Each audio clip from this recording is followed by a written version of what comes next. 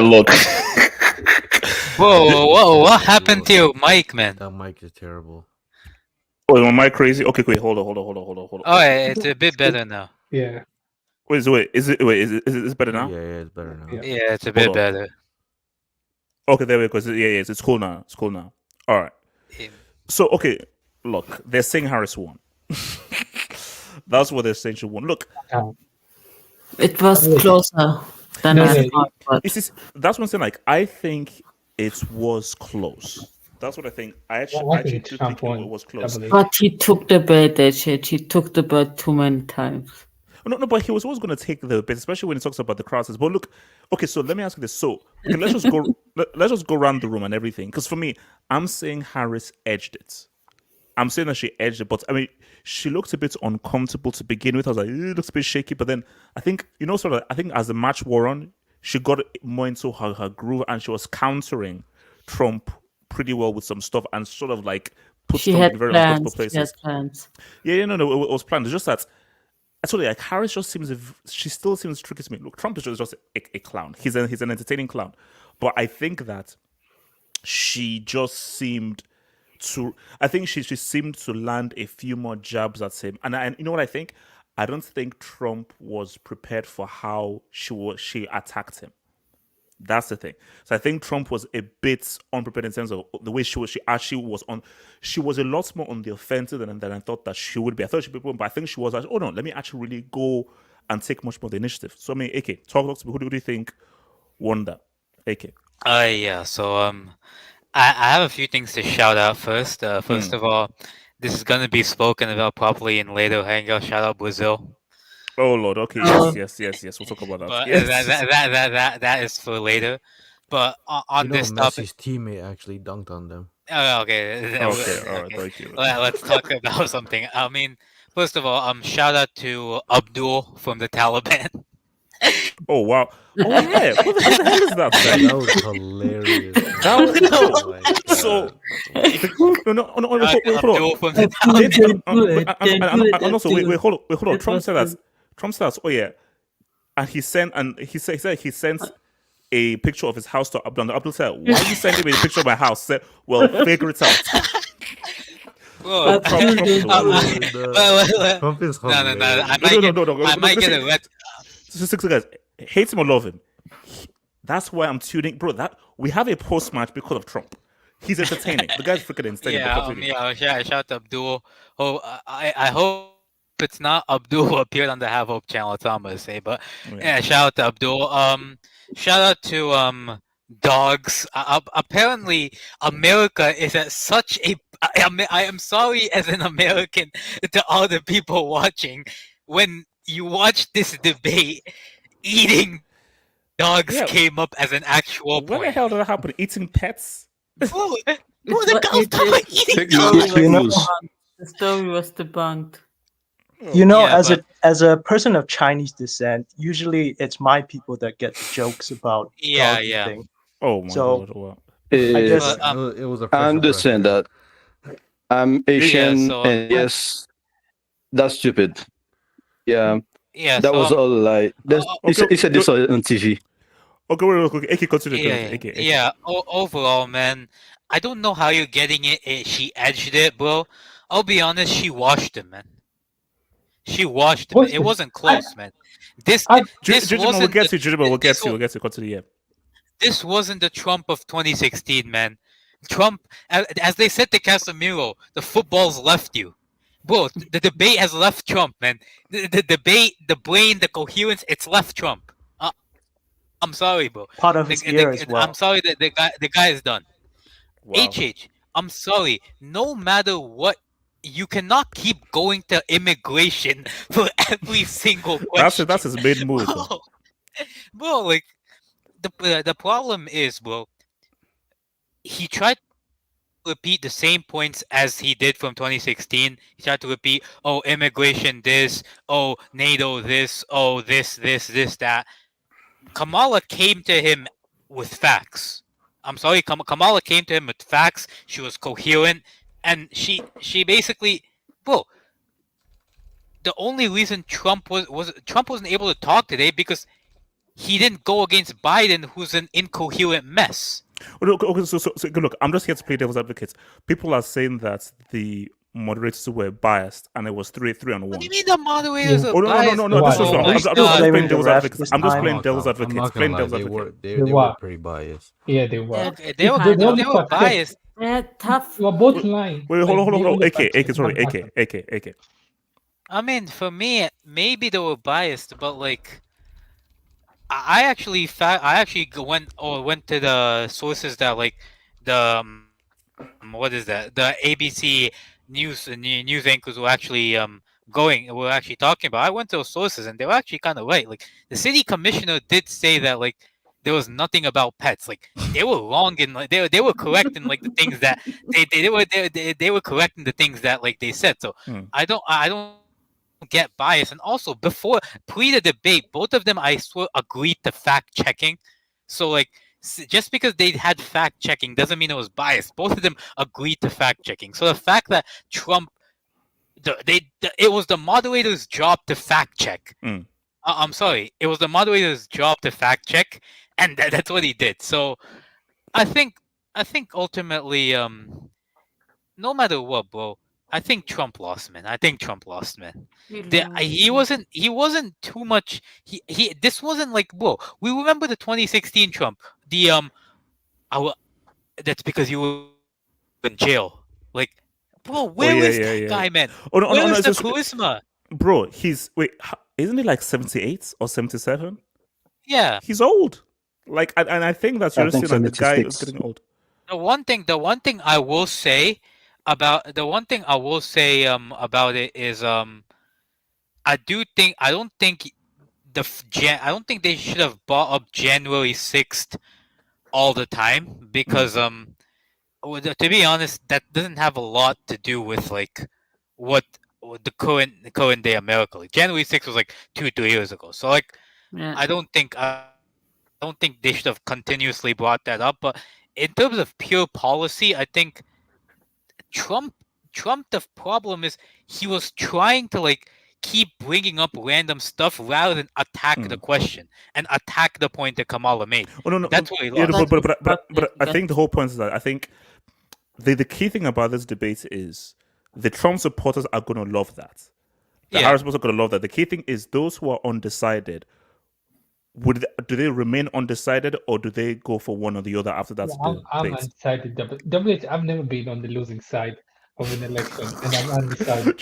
Hold on, we'll get to you. Hold on. So before I come to answer, let me just here to bring in David C, who says Kamala pulled off a bicycle.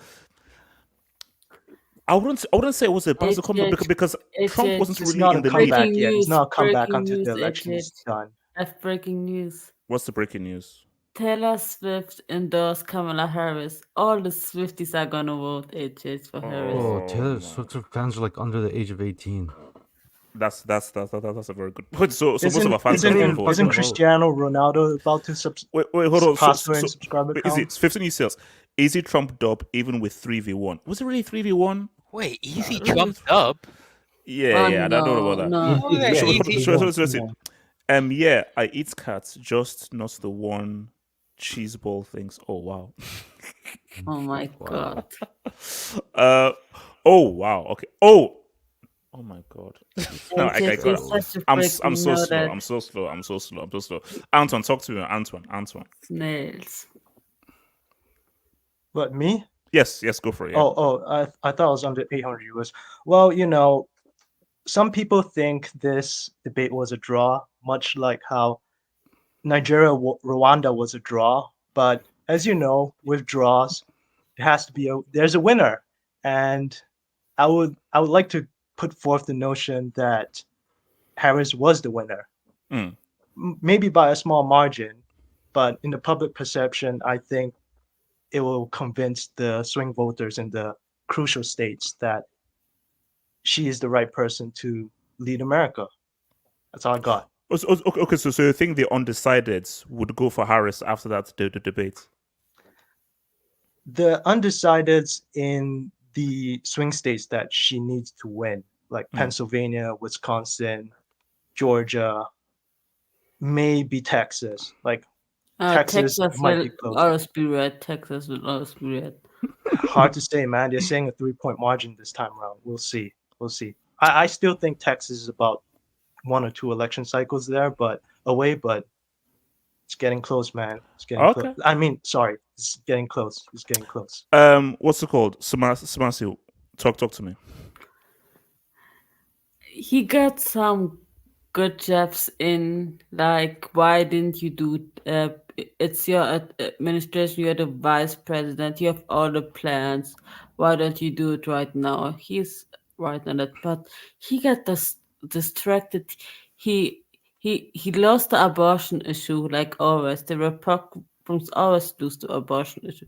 The climate change issue. This guy said, when they asked me about the plan for healthcare, I have a concept. He has a concept. It's something, he has a concept of a plan. Shout out the concept. How can he be so unprepared to a debate? I have a concept. He got distracted, and he's a very petty man. I'm a petty person. Don't get distracted by your pettiness, but he did. That was his biggest problem. I think Kamala won because she actually has plans. When she has plans for first-time home buyers, she had plans for small businesses. The CHIP Act was actually good, and she was right about the Republican plan that Trump killed. He totally did that. So she got him there. So there were some good things she did, but she's not as charismatic as she should be. And I think the key thing, missing charisma. That's it. And which is why I said to myself it's a little bit teacher's pet, okay, it's like, on substance, Hillary Clinton beats Trump based on just like what they were saying.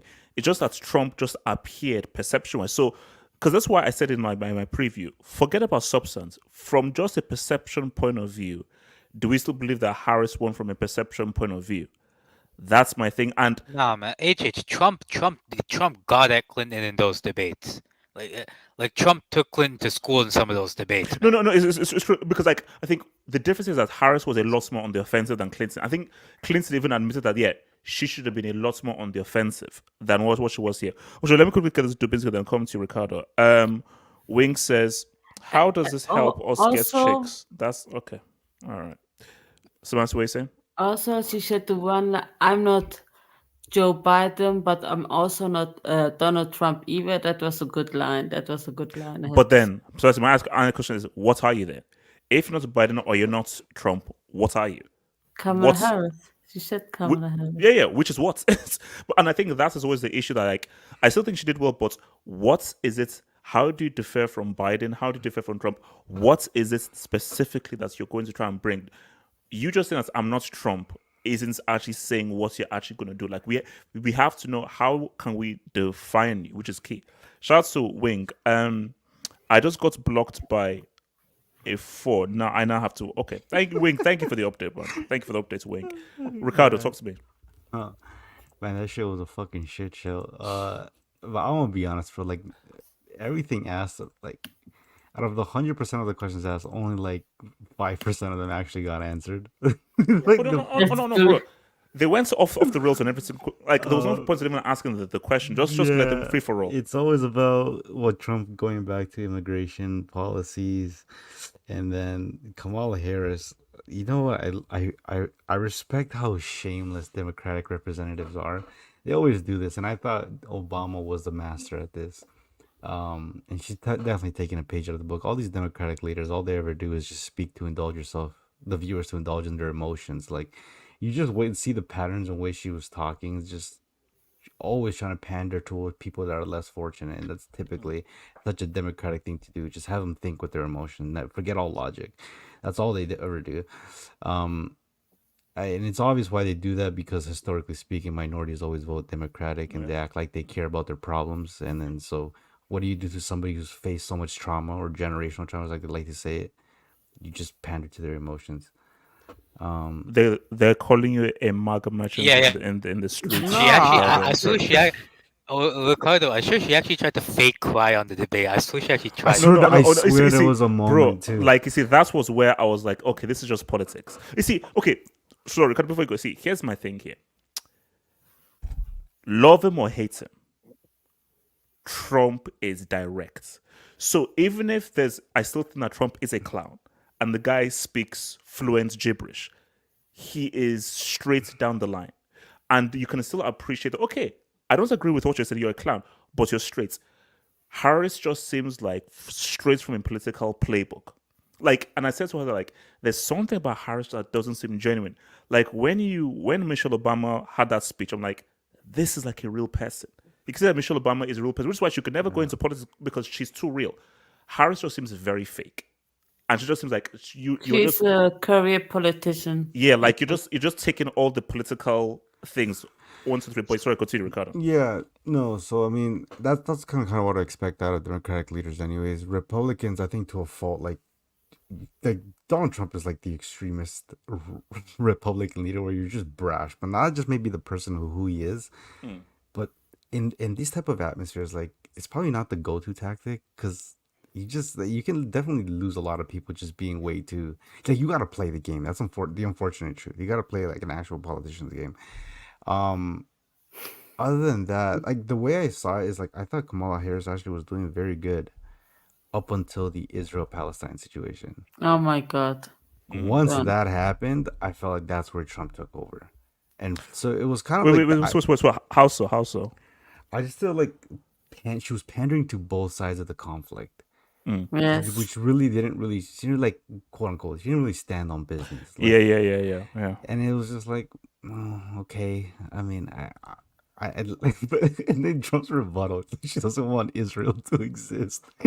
Or if she gets elected, it won't exist in 2 years. I'm like, that doesn't actually do you any favors. Because there's a whole load of people in America literally don't want Israel to exist. Yeah, honestly, I don't even know what to make of that. I thought it was gonna be better. I do think Trump did underestimate Kamala, and I think Kamala did a lot better than anticipated. Yeah. But like I don't know. Maybe I think that's probably the perfect way to sum it up. I think Trump underestimated her, and she did better than I thought that she would. Yeah. I thought, because really, let's be real. This is the first time she's been in this kind of a setting since the kind of 8-9 man preliminary where she got washed by Tulsi. But because I think the danger was, you didn't actually go through anything. You've been handed everything. You've not actually won any battles to get to this stage. So what's he now going to do in this stage? I'm like, now maybe the bar was set low, but he actually did a lot better than I thought that she would.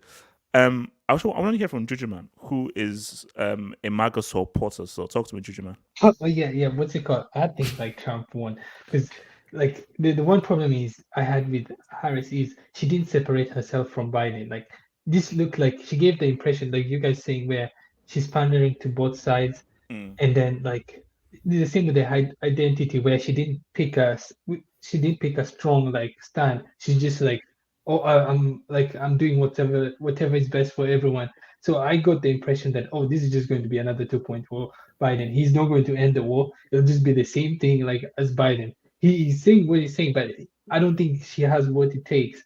This is the impression I got. She doesn't have what it takes to be the unpopular guy, to make the tough decision. Because when I go with Trump, it's like he doesn't care if he's like unpopular or the media like bashes him. But the other one is like with Kamala, I got the impression that she wants to be like, she doesn't want to, she wants to be like she's in what sense do you think Trump won the debates then? Like in what sense? For example, like the one part where he said, why is Europe, first of all, why we're in wars, like we weren't in wars when he was in office. That was a strong point.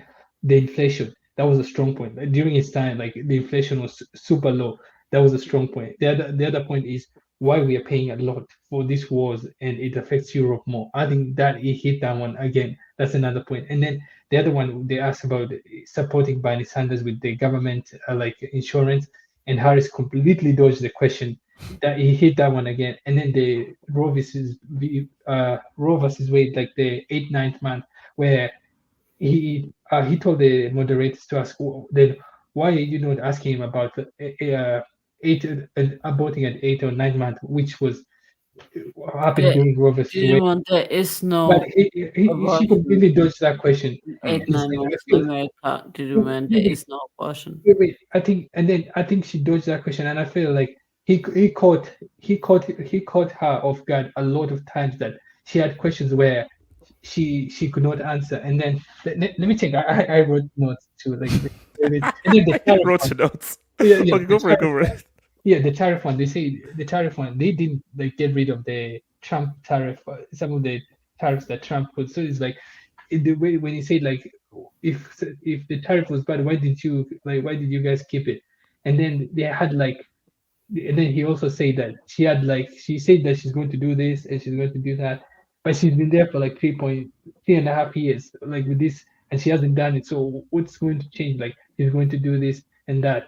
So I think like even with the one Ricardo said pandering to like the Palestine Israel, I don't think that's going to get her favors where she's like pandering to both sides, and then it just made it look bad because they were going 3 versus 1 against like because it felt like Oh, okay. So you feel like if the mods were on her? yeah, because they were only fact checking one. They were both lying, but it's like it felt like they were fact checking one person, and like Kamala, they didn't fact check her enough. So I think like based on this debate, and the other last point was like age did not come.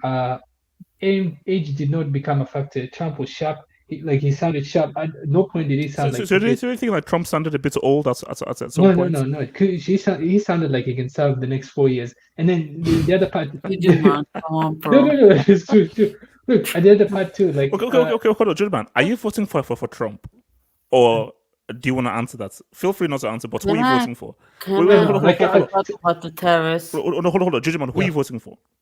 No.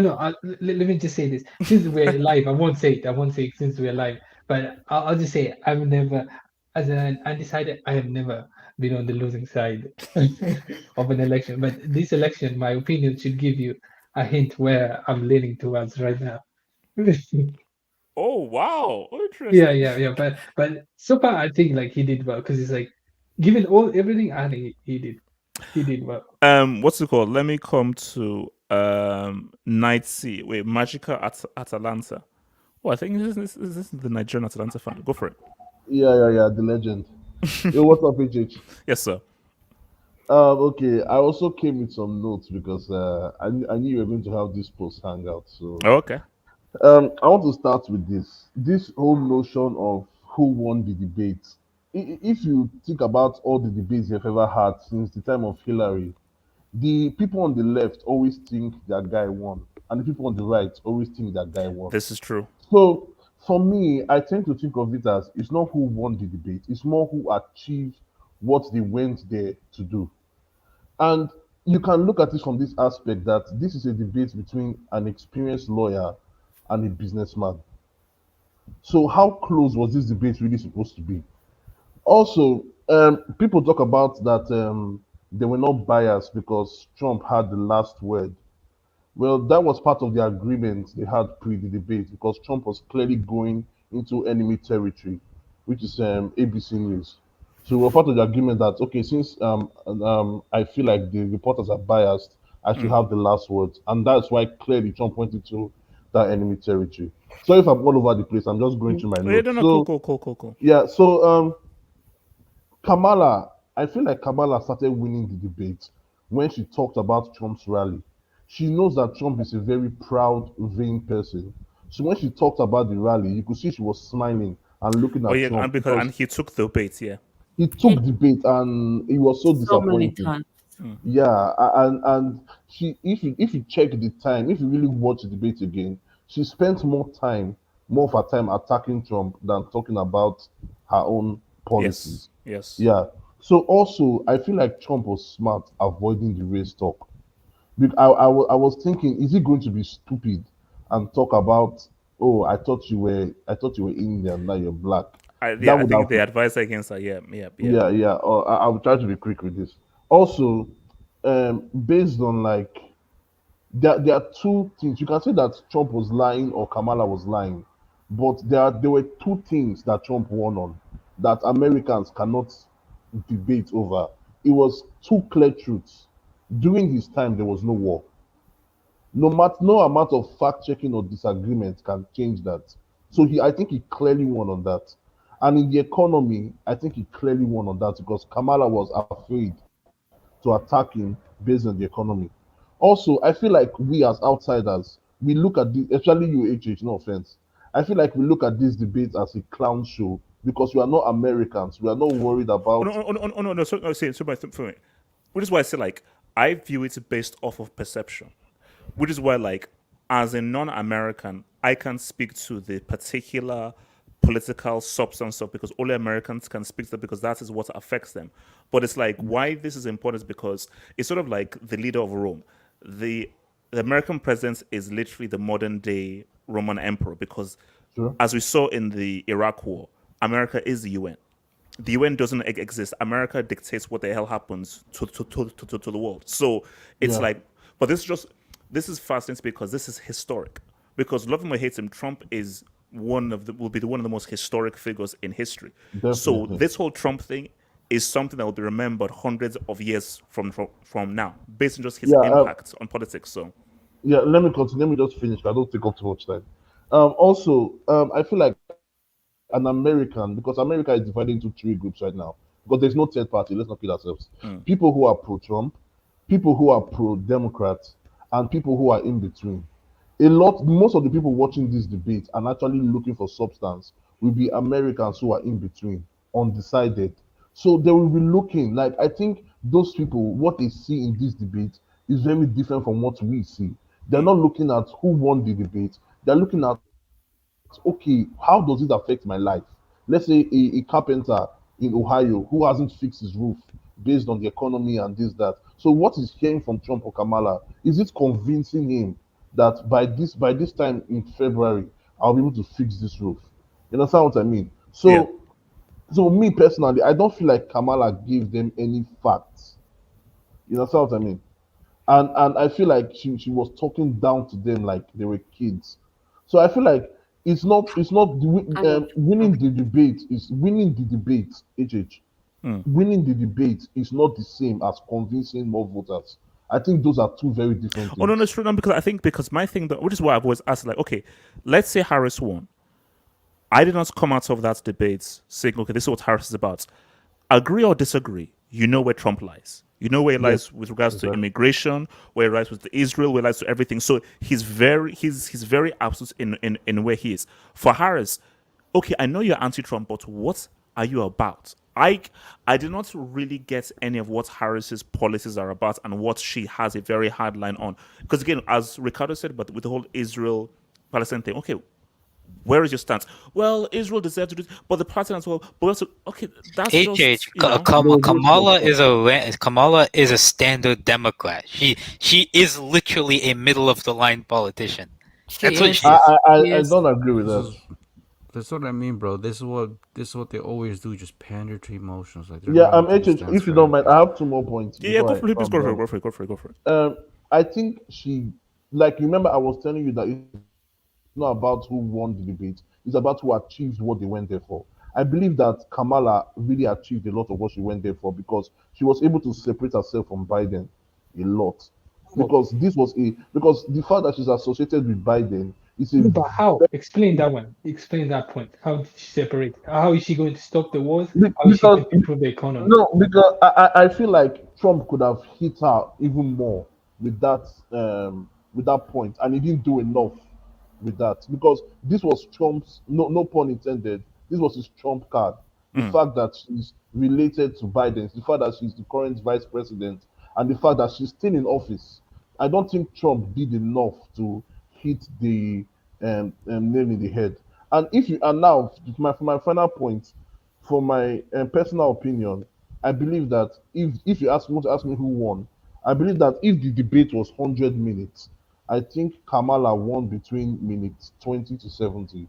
I believe Trump won between minutes 0 to 20, and minute 70 to 100, because that final statement by Trump, I believe like he really did a good job there. So Yeah, so do you think that final state, it's a sort of like rap beef, like beef was, would it, does the person going second have an advantage on closing of course, statements?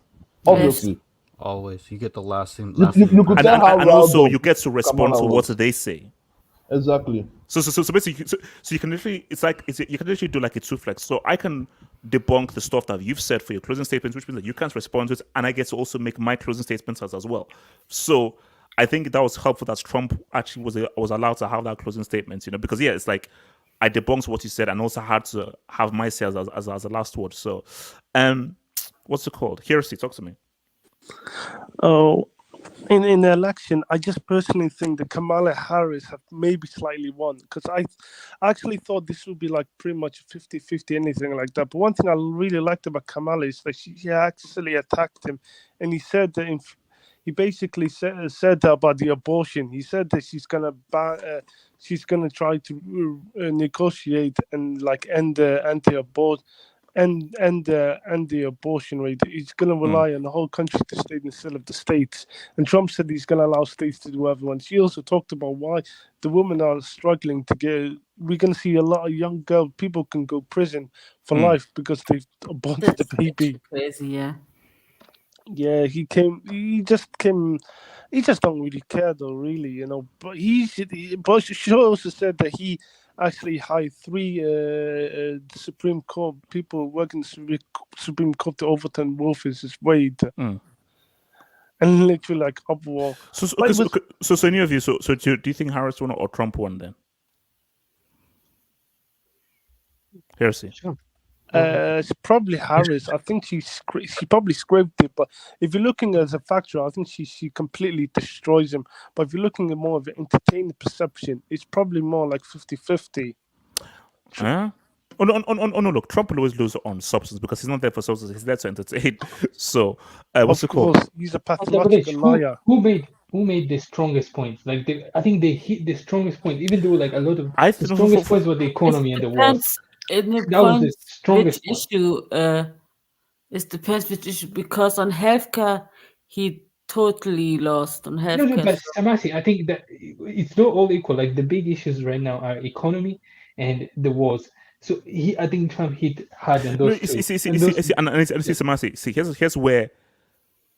Because Judgment, you're based in America, obviously. Like you live in America. You see, like that is where like us that don't live in America, we have to take like a sidestep because I think it was forgotten. It was I think it's massive. It was even your friend PSG Delta who said that the big issues in America are the economy and the border. I can't say he's wrong because he lives in America, and for people who live in America, they will know that what are the big issues. So all I can comment on is just perception.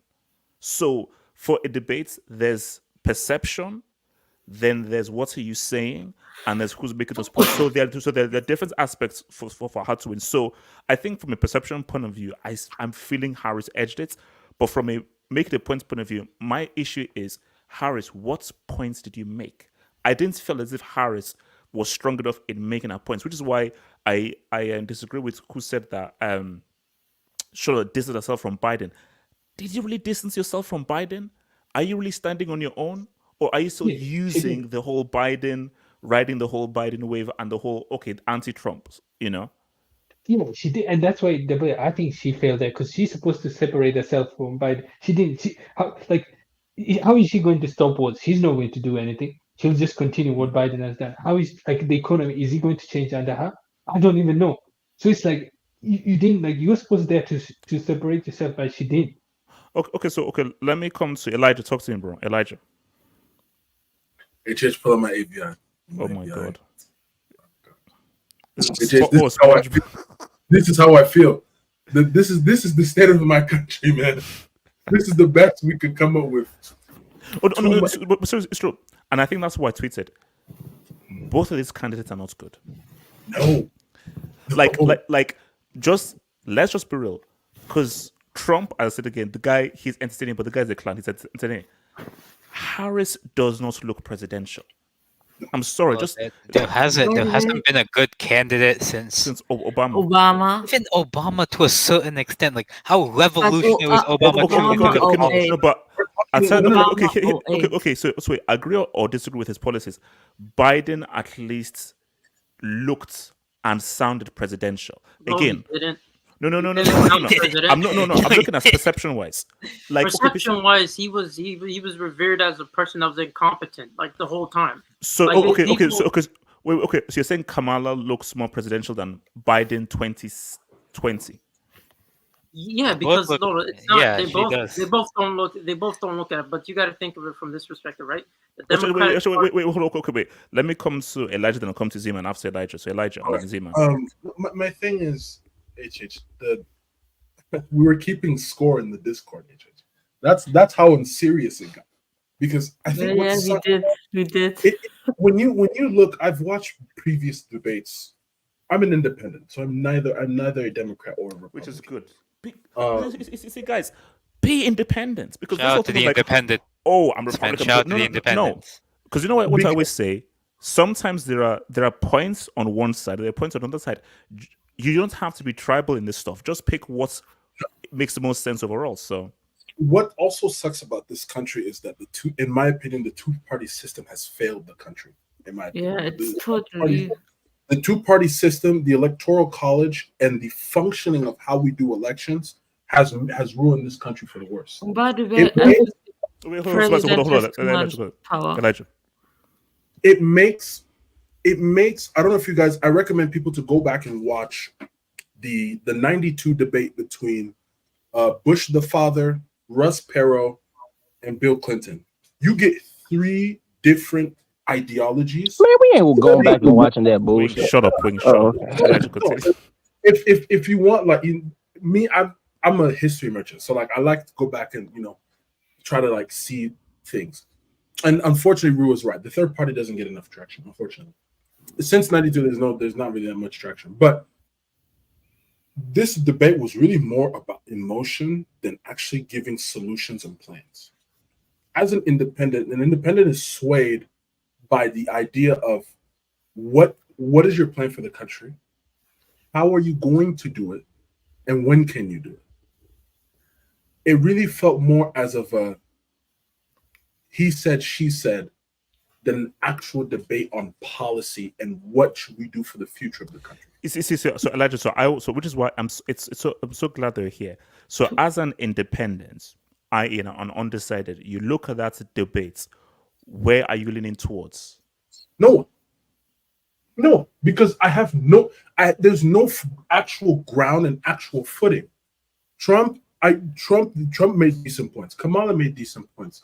But the thing is, it was more about going after each other than to actually give a plan. Neither gave actual solid plans. Like, okay, in the next 2 years, we need to do this for the economy.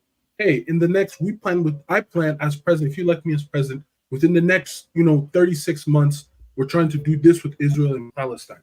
We have this for Russia and Ukraine. We have this for abortion. We need this. We need bipartisanship for, I don't know, education, stuff of that nature. There is no legitimate plan. In my opinion, the last good debate with people who actually gave plans was Romney and Obama, because they actually had ideologies. I want to do this. Obama once said, I want to do this. Romney says, I have this in mind. It's more agenda and more. Well, no, because it's true, because it's like, because I was just going through YouTube and I was just watching the old debates, and I was watching like even the McCain and Obama one, and I was like, this is so weird. You're seeing a guy saying, this is my view, this is my view. Well, this is why your view is wrong. Like, there was so much substance that was done in like the McCain Obama thing or in the Romney Obama thing, that we've now gone to a stage where it's just like, oh my gosh, you're crazy. Oh my gosh, you're crazy. Oh my gosh, you're horrible. Oh my gosh, you're horrible. So it's more, and which is why the voters, they lose out. So it's like, because all you're doing is just saying how bad the other side are, rather than, okay, yeah, I know you're bad, but this is about the people who are voting. So the actual people, they lose out, because this is just a pissing off, like, okay, who can insult the other guy or make the other party look the worst? But sorry, continue. trying to bait each other. Like Trump fell for some really bad baits. I lied to you not. Like this guy was falling for some really easy stuff. The pet Kamala, story. the thing with Kamala is, I want you to if you want to grab my attention, I want you to differentiate from Joe Biden, because and when Trump, the thing that had me so dead was when Trump started asking, "Where is our president? Does our president even know he's alive?" That threw me off. Sent you That's something hilarious. on Twitter. Please, can you open Yeah, it? yeah, yeah. I'll say. But It's let's hilarious. continue. It's hilarious, but it's low key true because it's kind of It's like, well, low-key true. we haven't seen him in a while. So like, what's really going on? So that's why I'm trying to like. I wasn't. It was good to watch. It was a bit of comedy, but if from a political standpoint, my view will not change because neither candidate. Of course, you don't want your enemies to know what you actually have in plan, but give the voters. So basically, so in your view, as an undecided, as an independent, this didn't sway you one way or the other. No. I don't think I've been swayed. I don't think I've been swayed in the last two election cycles. Wow. What's your question? Zeman, talk to me.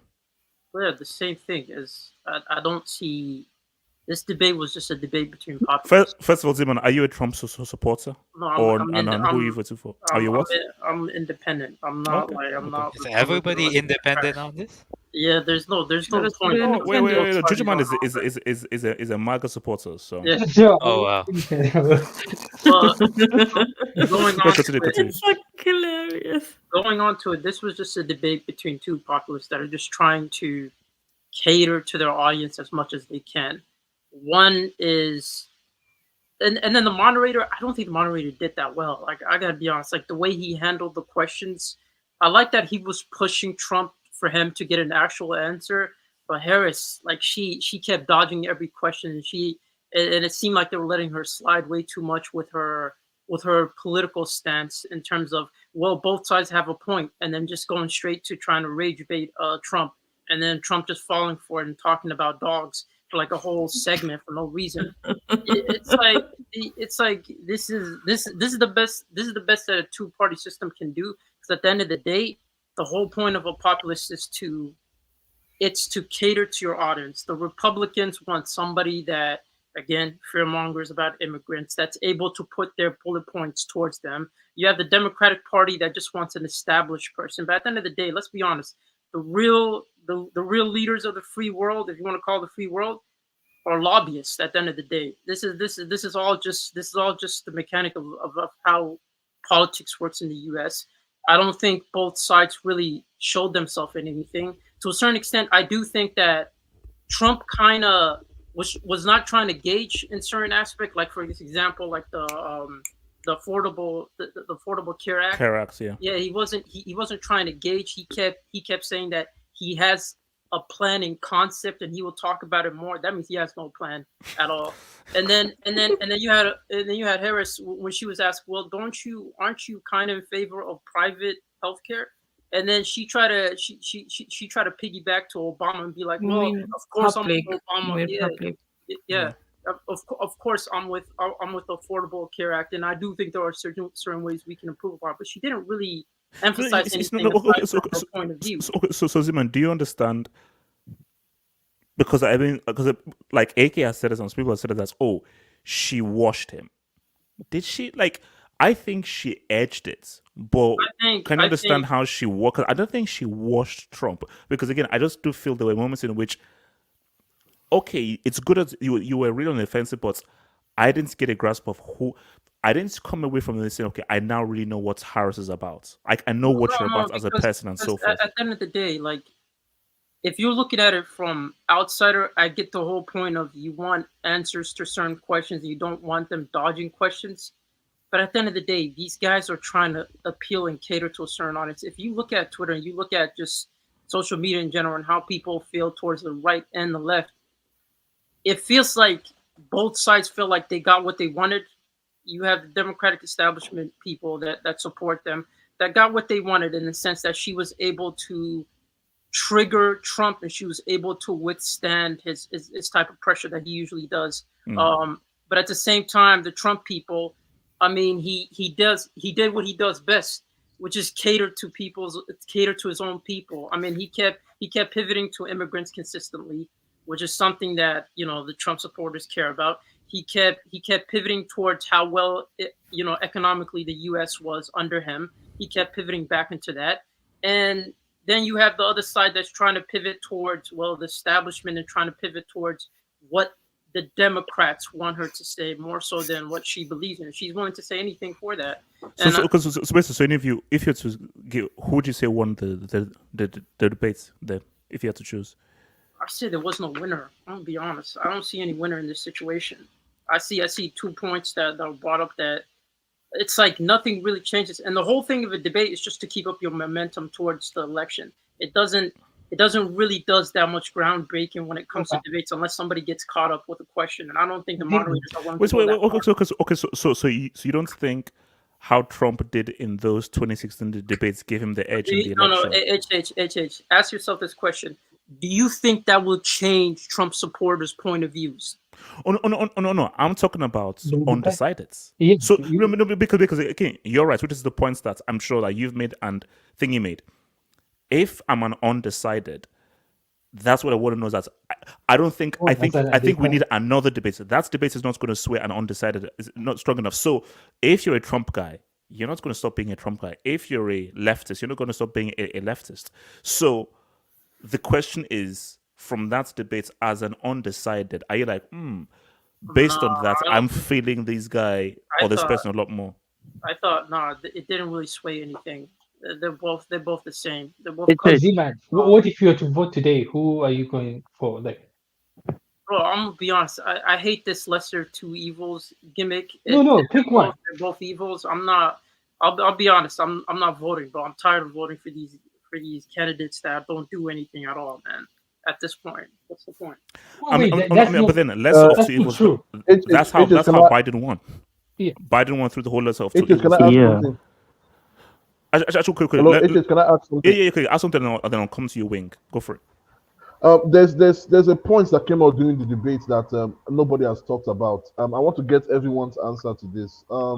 When she called Trump a convicted felon, do you think that made her look good or made her look bad? I don't think it did anything. And also that is my issue with that tactic. You have to do more. It's too played out that Trump is a felon, sexual predator. It's like, well, bro, we've heard that a lot. So now it sounds boring now, which is why I said for Kamala, yes, you have to do your anti-Trump stuff, but you also say this is what I'm about. Yes, it's like for 70, 60-year-olds, it's matters, but for the younger people, no. Yeah.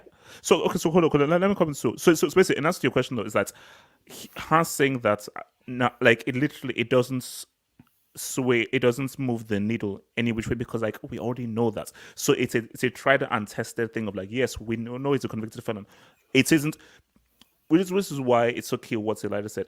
If you're an undecided, what the heck is that going to do? It's like, yeah, we know what that's about. You need to come up with more to sway me. Wing, talk to me. Yeah. Do you want Nigerian wing or American wing? I want. Because I'm American most of the time. I don't even know. All right, I'll just be what I am most of the time. So, do you want somebody like, I don't know, like today I bought Great Value water. I usually drink Ozarker, and today I bought Great Value water. Yes, from Walmart. My stomach is aching. That's Walmart how poor. Cut the check. Yeah, that's how poor I've become because of Kamala Harris and Biden. So I'm still gonna vote for Trump. I didn't really watch it because I was doing my homework. But Why are you in the hangout? What the fuck? Wait. Okay, so you're voting for Trump because you're poor, and Trump will make you richer. Exactly. I tell you, talk. See. Okay, let me get to this. Let me break them down for you. See, like they're both extremists, right? I caught like 5 minutes of it. What's the name of that dude that died today? The black guy from Star Wars or whatever.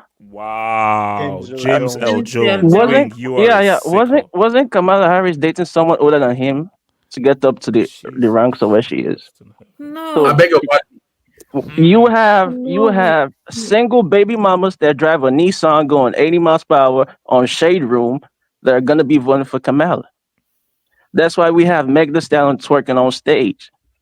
And then Trump, you have some rednecks who still hang black people who are gonna vote for him. So they're Is that all why you're bad. supporting Trump? So just do it. Okay, here's what I'm gonna say. If you're a black woman, I think the better incentive is for you to vote for Kamala Harris.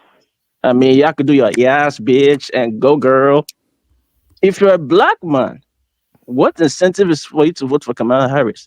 Bro, nobody puts people in jail more than black women. Nigga, you going to jail. Like, bro, think about it. Fonnie Willis or Williams, whatever her name is, bro. Just think about the track record. That's how Kamala Harris got to the top. Let me tell you how black people operate in politics. You got to go that federal prosecutor side or whatever they call it, because you can go hard on crime or black people in a way that people can't call you racist because you're black. That's how you used to get to the top. That's what she did. And now she's like, oh, this guy is trying to divide America. Look at him. Nigga, you was putting niggas in jail. How can you say that about Trump? It's all facts.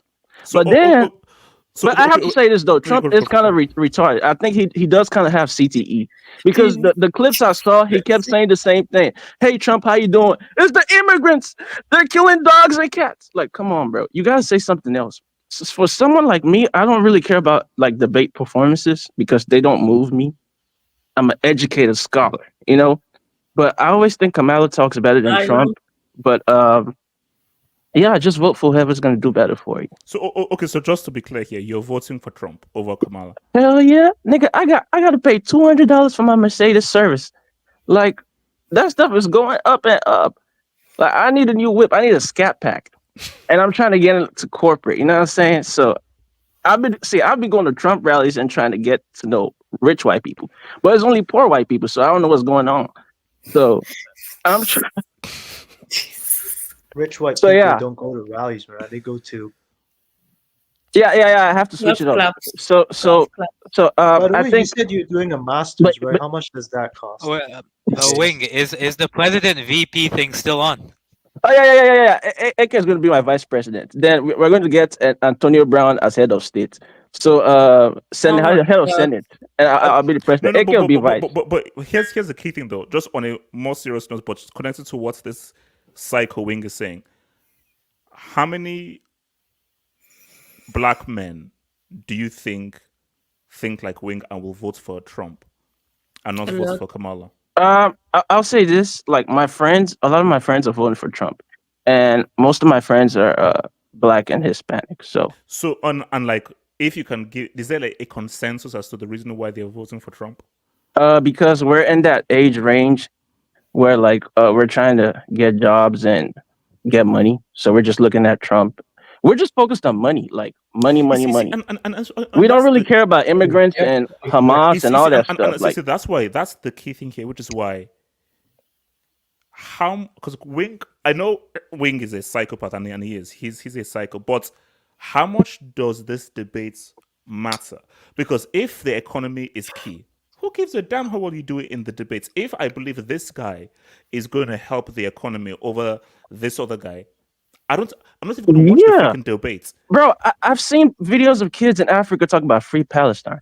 Nigga, free yourself. Like, we got ourselves to worry about. Stop worrying about all that other stuff. That's what I would say.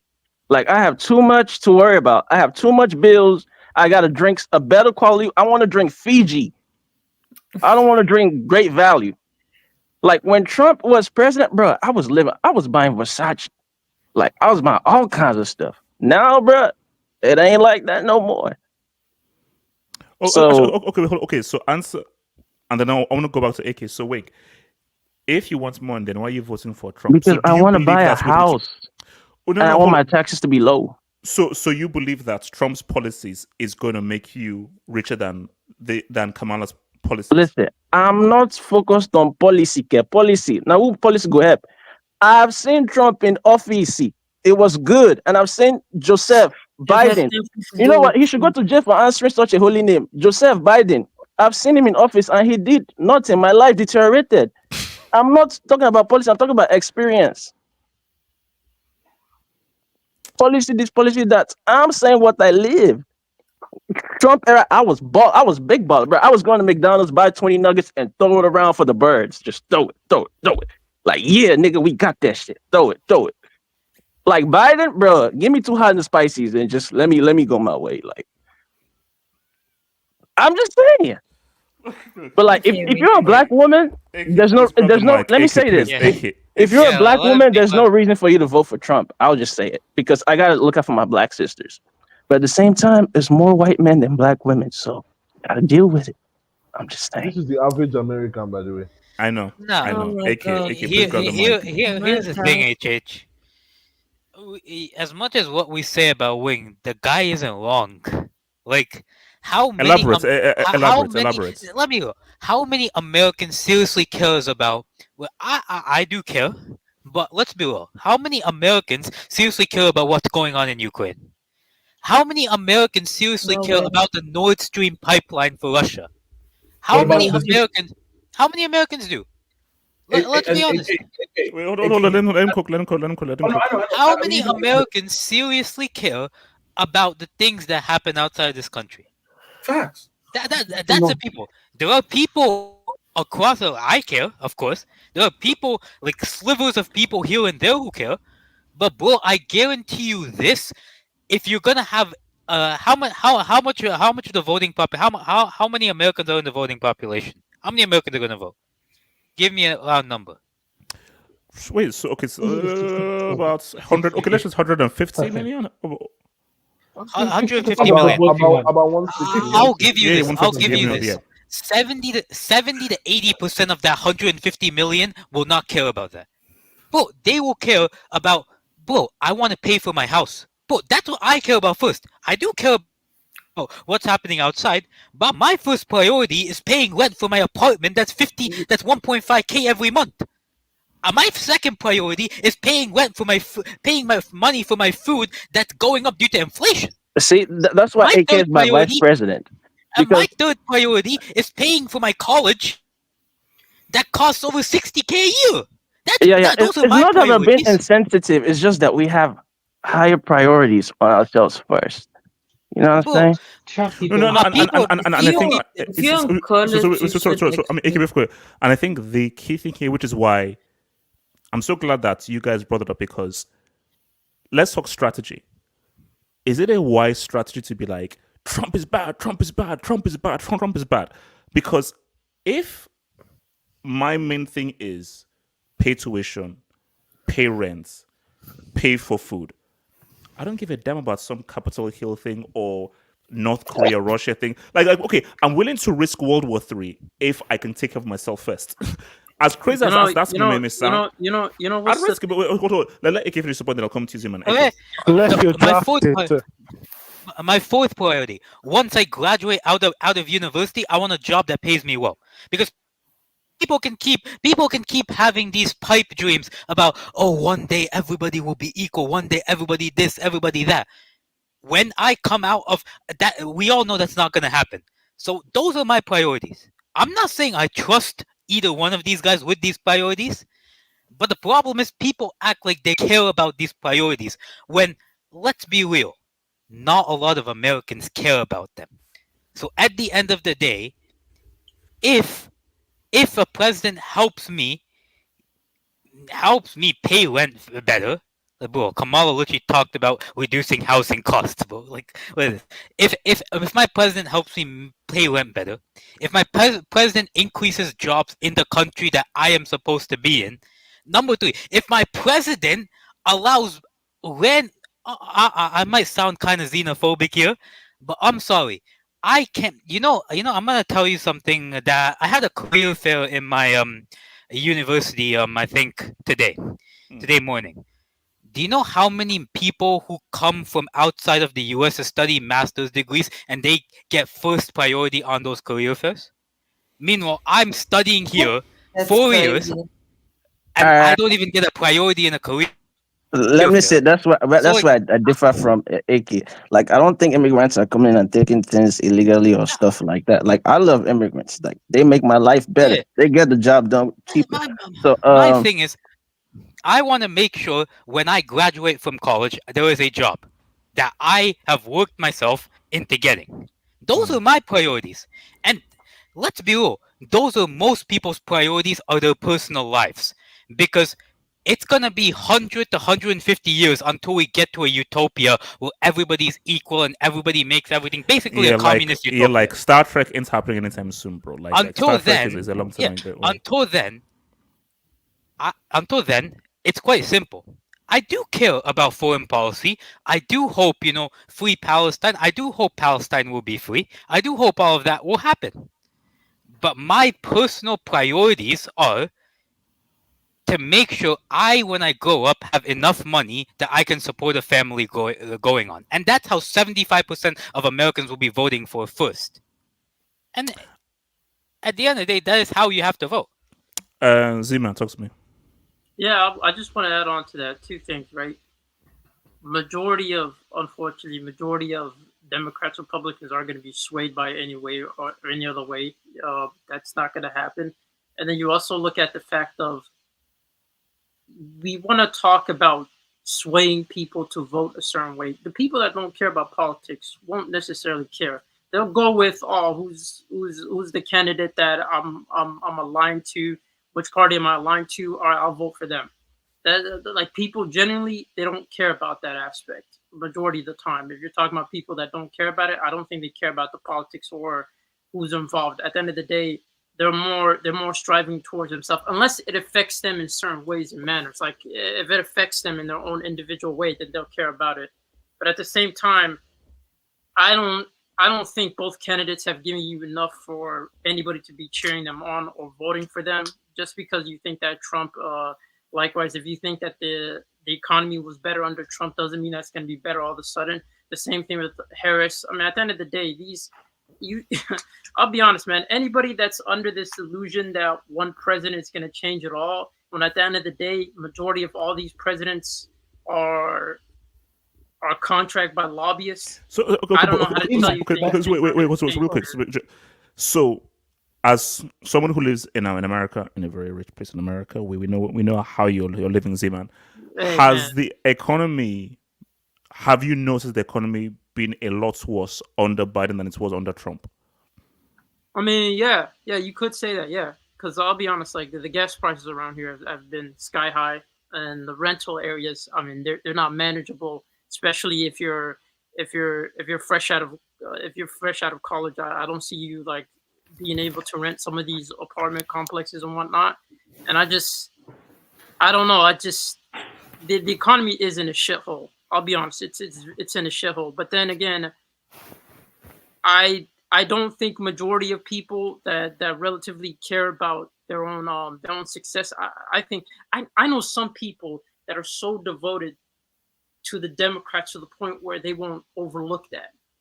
There are all those type of people that have like a legacy, a history of their family choosing Democrats. No, and I think it's a whole tribal thing. Like, yeah, it's tribal. I'm voting for my tribe. Like, at the end of the day, as much as you want to say how much people are independent, there are more cases where people are going to be devoted to one of the two-party systems. So no, I mean, because you're not going to be swayed as much as you think. Like, one thing I'll say, and I'm not sure whether there's some guys in the UK who may agree with this. I think that people in England have a more independent outlook to voting than, let's say, people in America. I think it's less tribal here. Like, here, people are like, okay, I may have been Labour, but actually, if Labour are messing, I may go Conservative. But yeah, I've been Conservative, but actually, Labour actually make a lot more sense. I think in America, it's more so that I'm almost like bound to and like a slave to this party, and basically, like, whenever election comes, I don't have like a fresh outlook of like, okay, I know I voted for them, but let me take a whole new fresh outlook. I think it's more tribally entrenched in America as opposed to in the UK, where I think in the UK people again in the UK it's the Tories, it's Labour, it's Liberal Democrats. But the last election, I think Labour won in a landslide because the Boris Johnson were that crashed, one, the Midlands, right, or the Highlands. I forget what. Yeah, again, as much as we talk about tribalism, and that's what's going on with the majority of U.S. politics. It's tribalism. It's this whole thing of, well, Democrats must stand for us, therefore we have to vote for them. And while the Republicans are going to be like, well, we have Republican values no matter what, we're going to vote for Republicans whether or not we agree with them. At the end of the day, when it comes to election day, so I don't see any of that being swayed. It's more so the independents that make up that type of swing.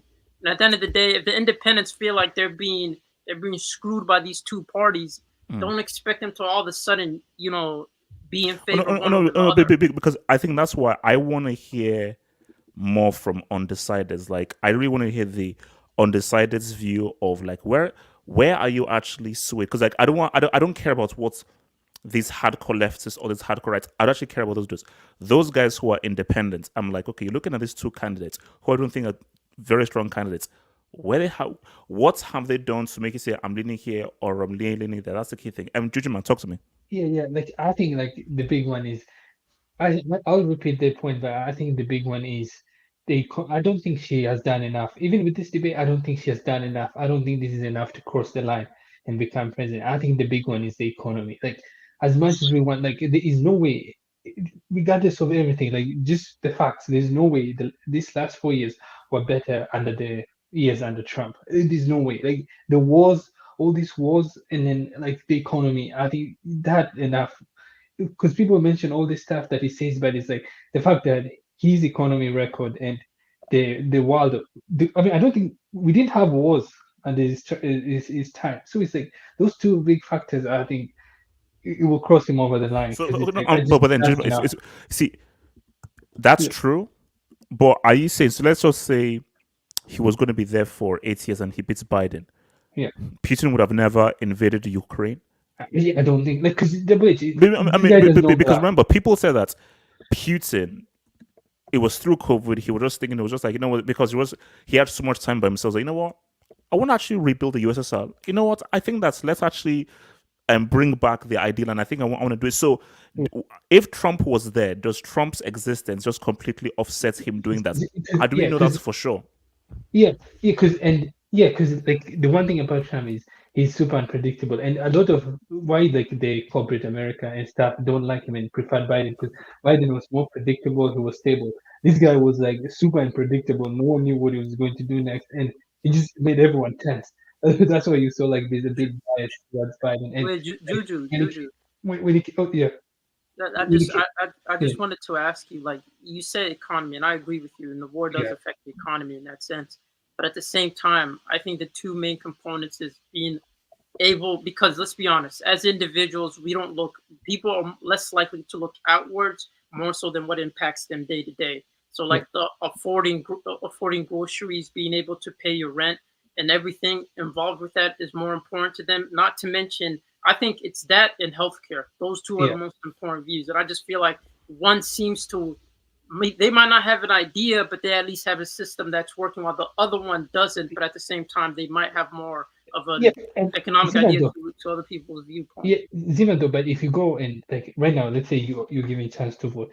If you vote like Kamala, it's pretty much like Biden 2.0. I swear to God, we're going to be in wars for the next, I don't know how many, 4 years.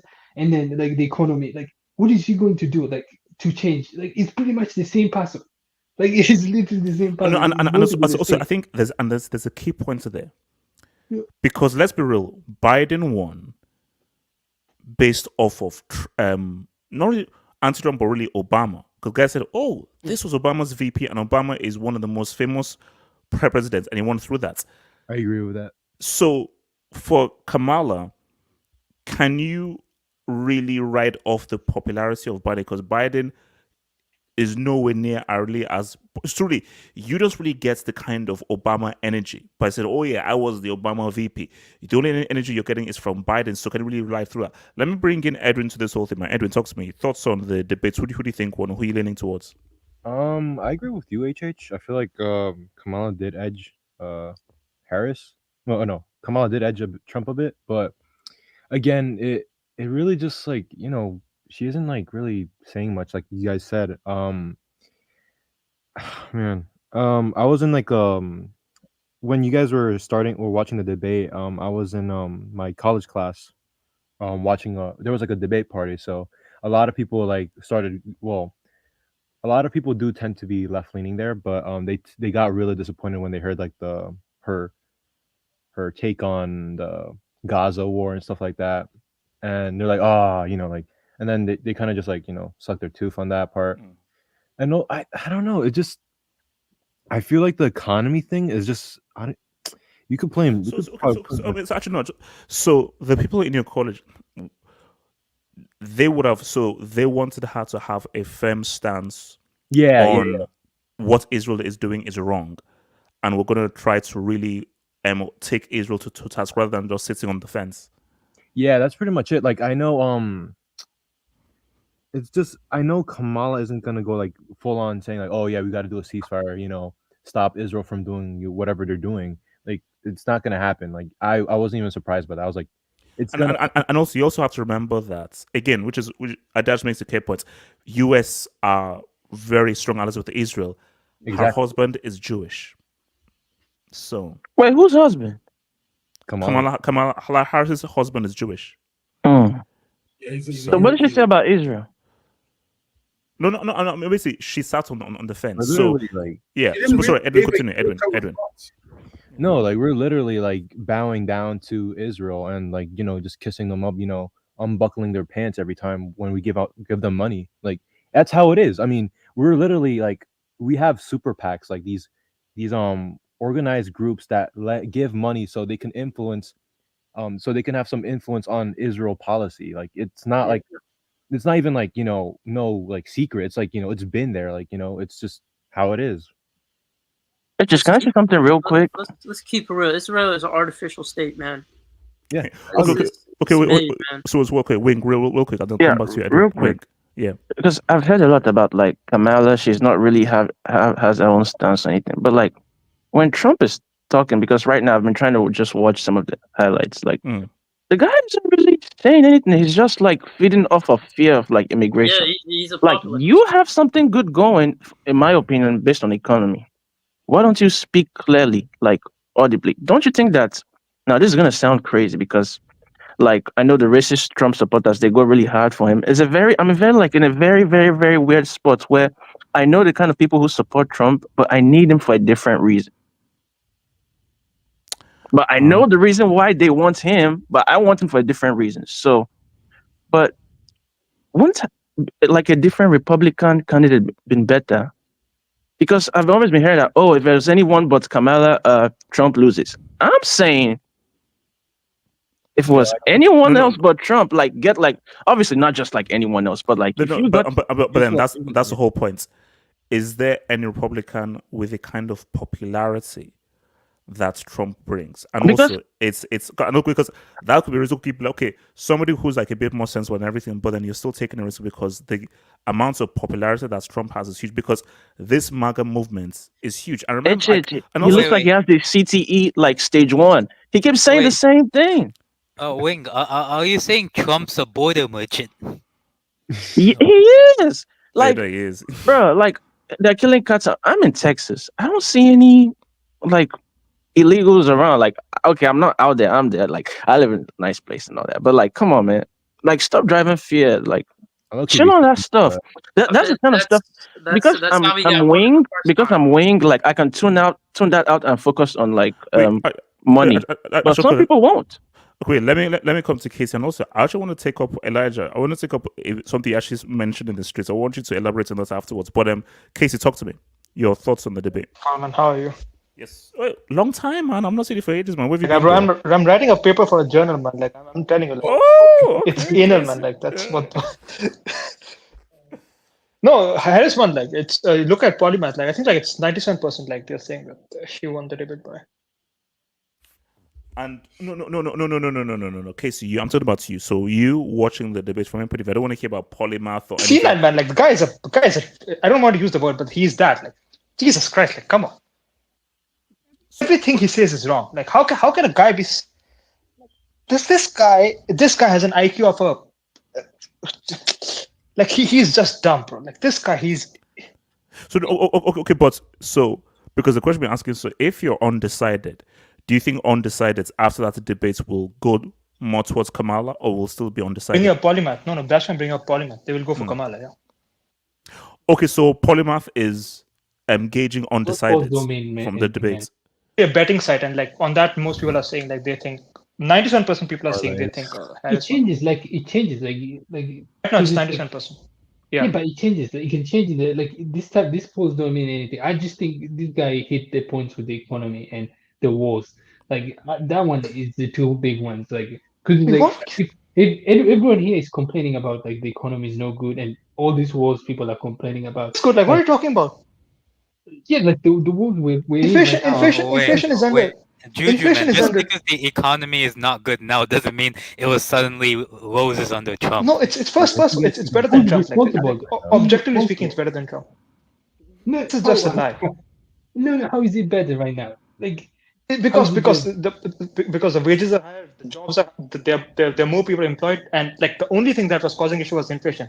And even that's like around like Fed's no. But Casey, which is why I say a lot about this whole debate stuff. It's all about perception, and let's be real. And again, I don't want to sound harsh here. I'm just here being real. A lot of people are stupid. Given in any country, a lot of people are stupid and they're dumb, and you can do specific things to appeal to stupid people. Hence, why with these debates, yes, you have to come with substance, but it's also about perception because it's all about getting as many votes as possible. So if Trump keeps saying economy, obviously a logical person will know that if Trump comes in, doesn't mean that automatically the economy will be better. But for the less logical person, if they say, "Oh, economy is bad now. Economy was better back then. I had more money back then." If this guy keeps saying, "Oh, I will improve the economy because the economy was better back then," they would just say, "Okay, I'll vote for you now," without actually thinking logically through as to, "Oh, wait, what are you actually going to do?" But if he says that the economy is bad, it was better under me, and I will make it like how it was under me, and he keeps driving that through, for those particular voters who don't really want to do the due diligence and due research, will vote for him. Like, okay, hold on. He should have hit her on basically fracking, because Pennsylvania is probably going to be the deciding state. Like the race is this close. He should have just kept on speaking about like, do you want to ban fracking? Do you want to ban fracking? Because she said that she wanted to ban fracking. Should have like just answered like, why did she say in 2019? He mentioned that in his closing statement. 2 times. No, he mentioned it only 2 times. But like, if that is going to be the main state, which we know now it's going to be that because she didn't pick up Shapiro, then he should have just said that. Are you going to ban fracking? Because you said so in 2019. Like, why do you change your mind?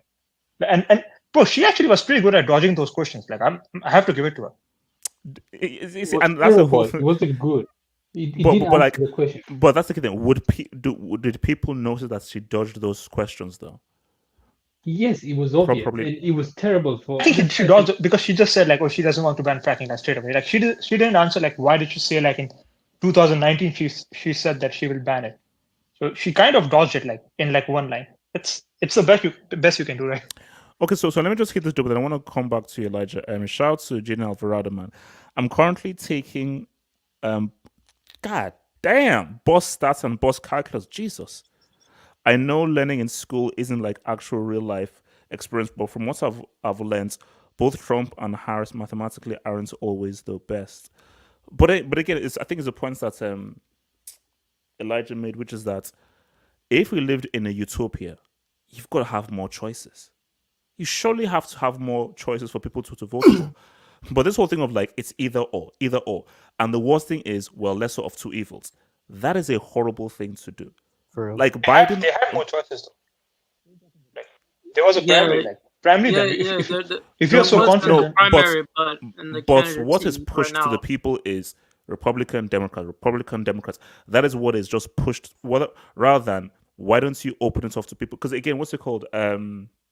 RFK Jr. was like, bro, like, I could even hardly get a look in into the whole Democratic convention. So now I have to now run as an independent. And independents totally don't get a look in. In a utopia, there should be a lot more political choice to reflect how many people live within your country. But I don't like it. Like, come on, I actually have the answer to why it's like that, actually. How so? If you go back to past American elections, most of the presidents won in a landslide. If you go back to Bill Clinton, Ronald Reagan, Nixon, John F. Kennedy, most of them won in a landslide, getting both Republican and Democratic votes. But when you get to George Bush versus Al Gore, the election was so close during that. I know I was very young then, but I know my history.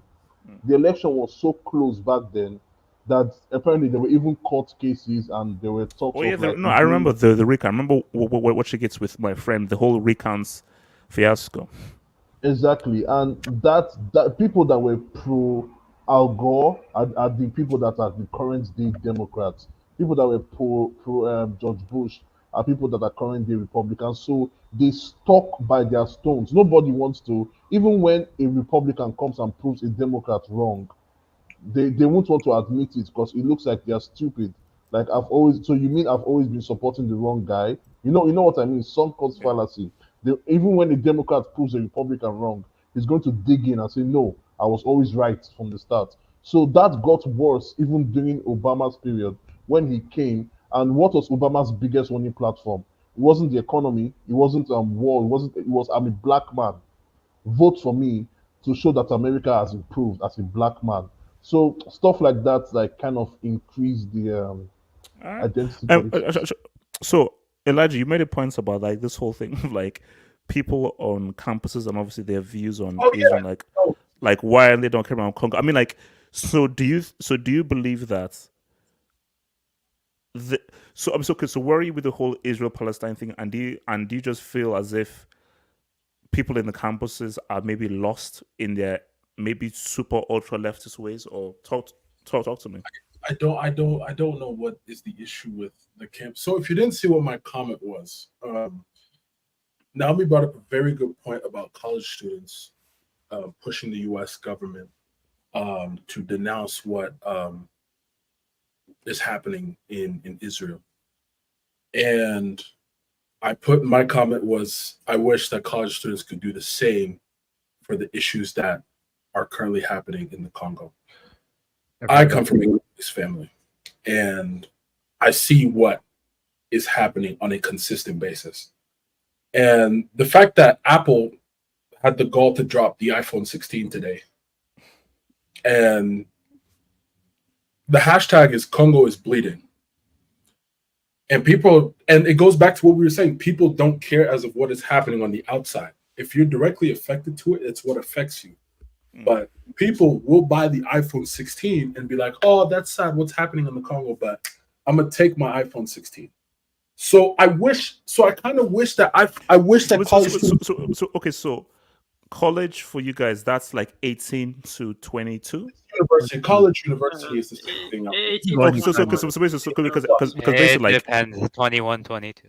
Yeah. Because as my university, because like my previous university, whenever I go back, literally there are kids who are like literally building tents of like pro-Palestine. They're literally like, on campus and stuff. It's the same, bro. Like and NYPD came and cleared them up.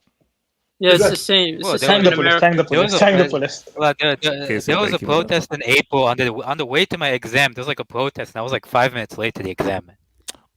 Oh wow, no, that's crazy. Yeah, so Elijah. No, I'm just saying, like, I'm glad that the university students are getting their voices out there. I was just like, where's the same energy? But my biggest thing is the students will play a role. I don't know how many of them are registered to vote, but they will play a role. I think it depends. It depends. But yeah, no, for me, okay. So you believe that Kamala Harris, whether you like her or not, she's been put in, she 100% has the young vote in America. Like, she's with the youth. 100%. Not necessarily. Not necessarily. Not necessarily. Young men are very attracted to Trump. Yeah, that's yeah. I have something to say on that. Like, okay, I'm going to bring up something. I'm so glad I remember it because it's a comment that stuck with me, and it's what PSG Delta said when we did the whole last political thing. And I want to know, is it that women can't be the president? Yeah. Because I want to know. how true this is in America. Do you still feel there's a massive? Because obviously, you've had Thatcher, you've had Angela Merkel, and all these kinds of people. Do you believe that America still believe that women don't have the right kinds of tools to lead and be presidential, and that could still play a part against Kamala Harris? So is there still that notion of like a woman can't be president? I think. I'll be honest. I think. Wait, can you repeat the question again? So, do you believe that in America there's still a notion that a woman can't be president? A woman doesn't have the tools or the fundamentals or the characteristics to be the president of America?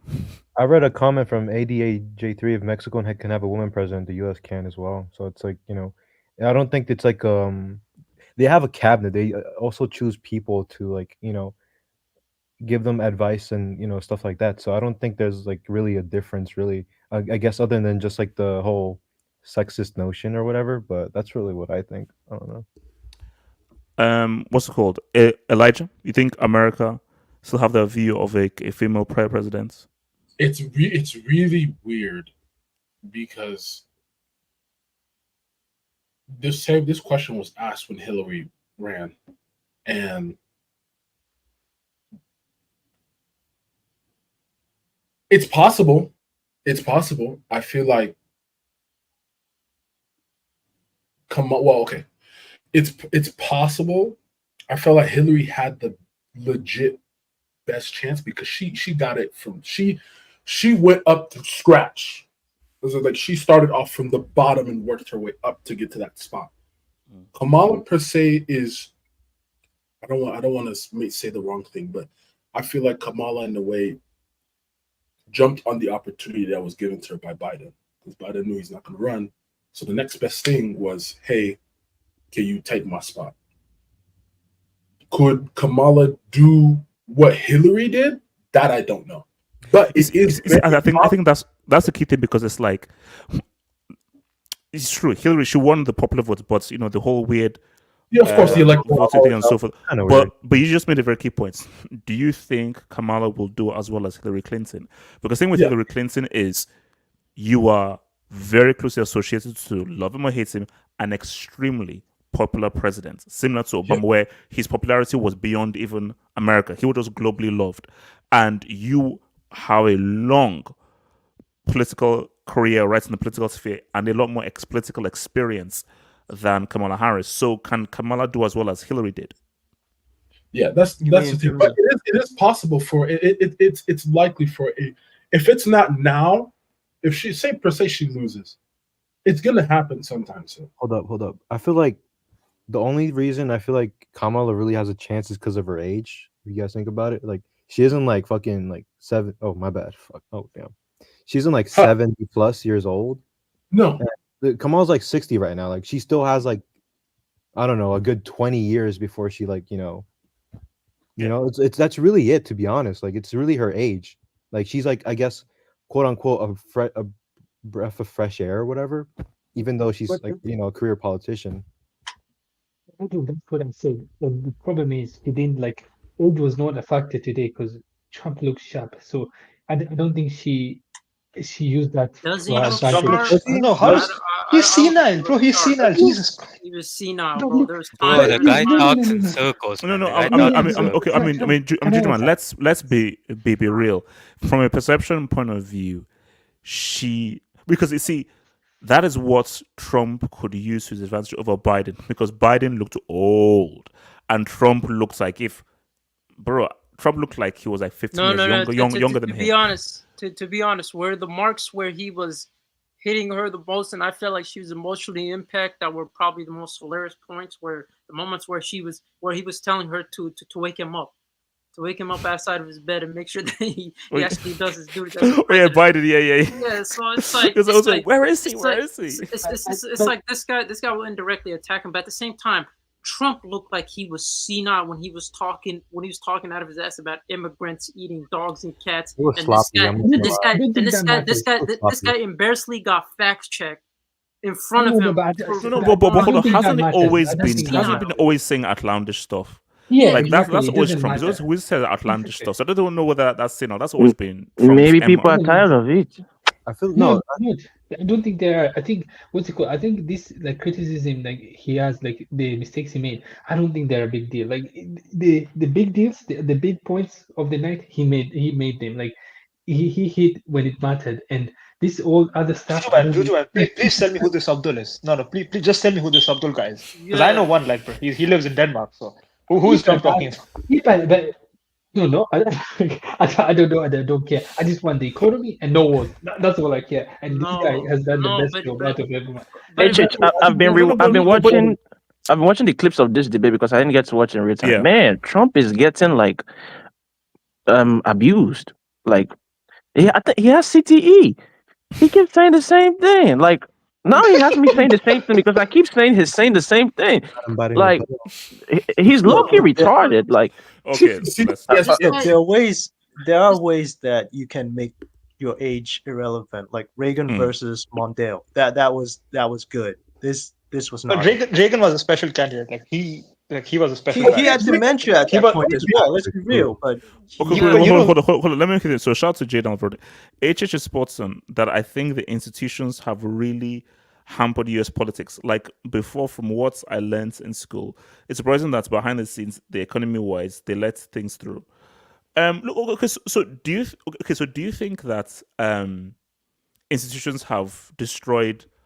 Like, okay, look, like guys, do you because I know you guys are probably like 25 and under.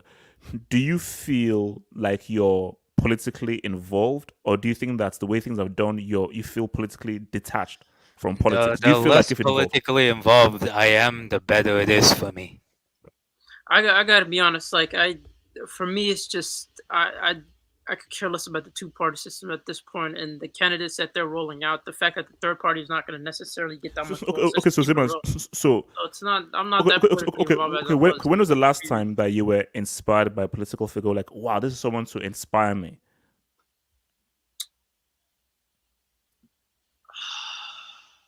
I'm hearing silence. I'm trying to think. The last time I was really politically heavily like adamant for a candidate.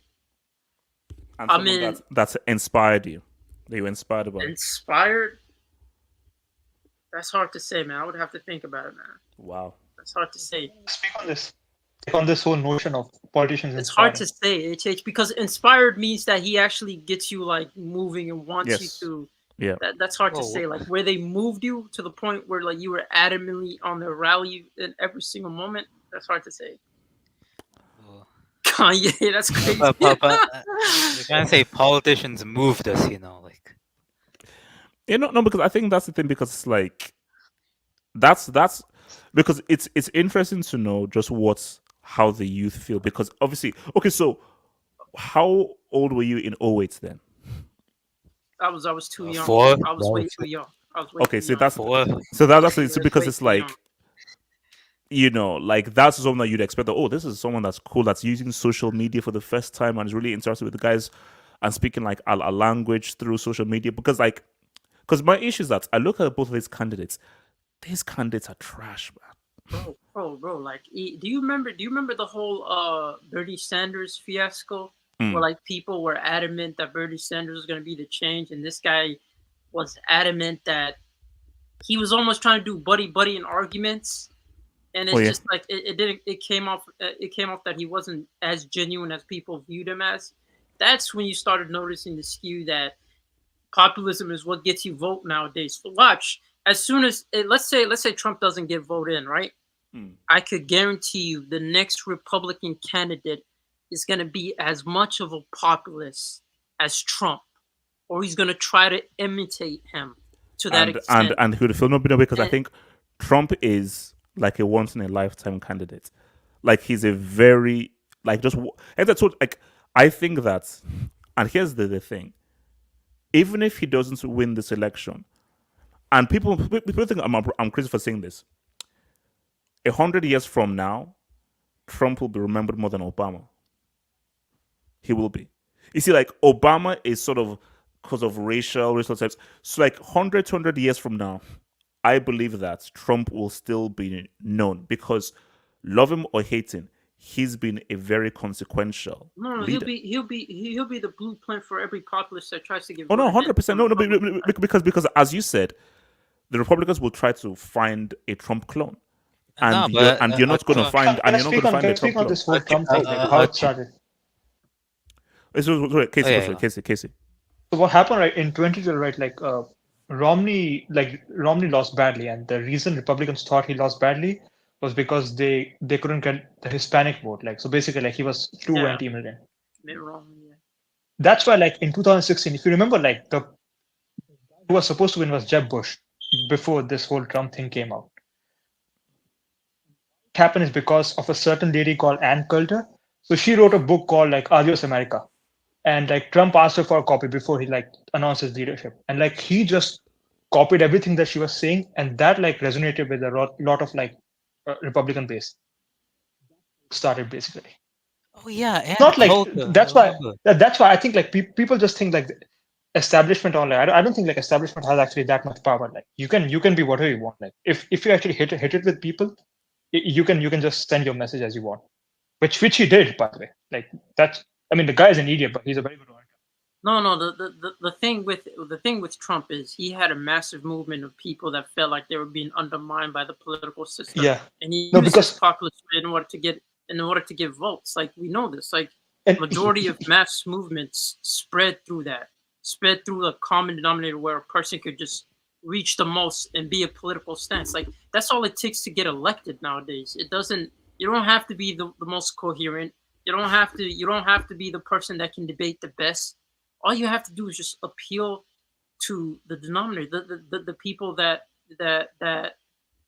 feel like they're left out in society. That's what Trump did. And which is why I've always said that perception is reality. That is what Trump has shown, because I am shocked that Trump became president, because when I saw the Trump and Hillary, I was like, there is no chance in hell this guy's going to be voted in. This guy's a clown. Like, again, with all disrespect to people who voted for Trump, just from me facing, I was like, this guy is just talking fluent nonsense. Like, this guy speaks fluent gibberish. So I was like, how the heck was this guy elected? In 2016, there was a novelty about Trump. Like, this guy was new, came from business, he came into politics. He's actually quite famous back in 2016. Like, no Hollywood celebrity wants to admit it, but they were in Trump's parties. They were shaking ass with Trump. Well, but you know what's crazy? Every Hollywood celebrity was shaking ass with Trump. So that guy was actually popular when he came in. You know why he won, right? You know why Trump won in 2016? Why? He got the white vote that was voting for Obama. Like a lot of white people in like the blue wall, quote unquote. The ones that voted for Obama voted for Trump in 2016. Also, Casey, didn't the Democrat vote, like most Democrats liked Bernie Sanders, and I believe like there was actually a bigger division between Clinton and Sanders in the Democrat. Listen, like Bernie Sanders is an irrelevant politician. Like that guy's only famous from like 18 to 25. I think like, one of the biggest things that absolutely irrelevant. One of the biggest things that comes to Elijah is because I think I forgot they were doing this interview, and we're just with this woman, white woman, and this white woman talks about just how much she hated and just despised Hillary, and I was like, damn. How many of these women? How many of these white women are there? And I think a big, huge thing was the amount of white women who voted for Trump and did not vote for Hillary. That was the thing that was like, okay, wow. Because you'd expect that Hillary would get the woman vote, specifically the white woman's vote, but the amount of white women who despised, hated Hillary and grab you by the pussycat and everything, voted for Trump. Was crazy. Okay, so Elijah, want to say something? Elijah, just one point, but it's just one point. You know what? I think the surprise for Trump this year will be the Black and Latino men votes. I think he will get led by you, Juju man. Juju man. I think he will get that. That's very true. Yeah. She's getting that Latino male vote. Will white women vote for Kamala Harris? That's one thing I don't know. Okay. So have a well. I did see a thing. There was literally like, now I don't know how big this is, but white woman for Kamala, like a what you call it, like this kind of like Zoom call, massive Zoom call of like, there was one of white women for Kamala, but who knows how? Yeah, I don't know. Were you in the Zoom call? So, be honest. Can I speak on this? Wait, Elijah. I was just saying the crazy part. AK and Casey do bring up a very crucial point in terms of that election. remember, I don't know if you guys remember, he did do an interview like in the early 2000s, basically calling it because he was like, bro, like he said that like people who are tribalistic in terms of whether they be Democrat and Republican, they're idiots and they're easy to persuade. They're easy to manipulate. They're easy to manipulate. Like he first started off as a Democrat in the early 2000s, 90s, switches over to a Republican, and somehow, like he said, because people are easy to manipulate, he's able to win. He's able to win the election. It's wild to me as to how Americans now are not. We're not looking for an actual candidate anymore, like as an actual politician, somebody who can actually try to get the work done. But it's more of a popularity contest. Yes. You hit the nail.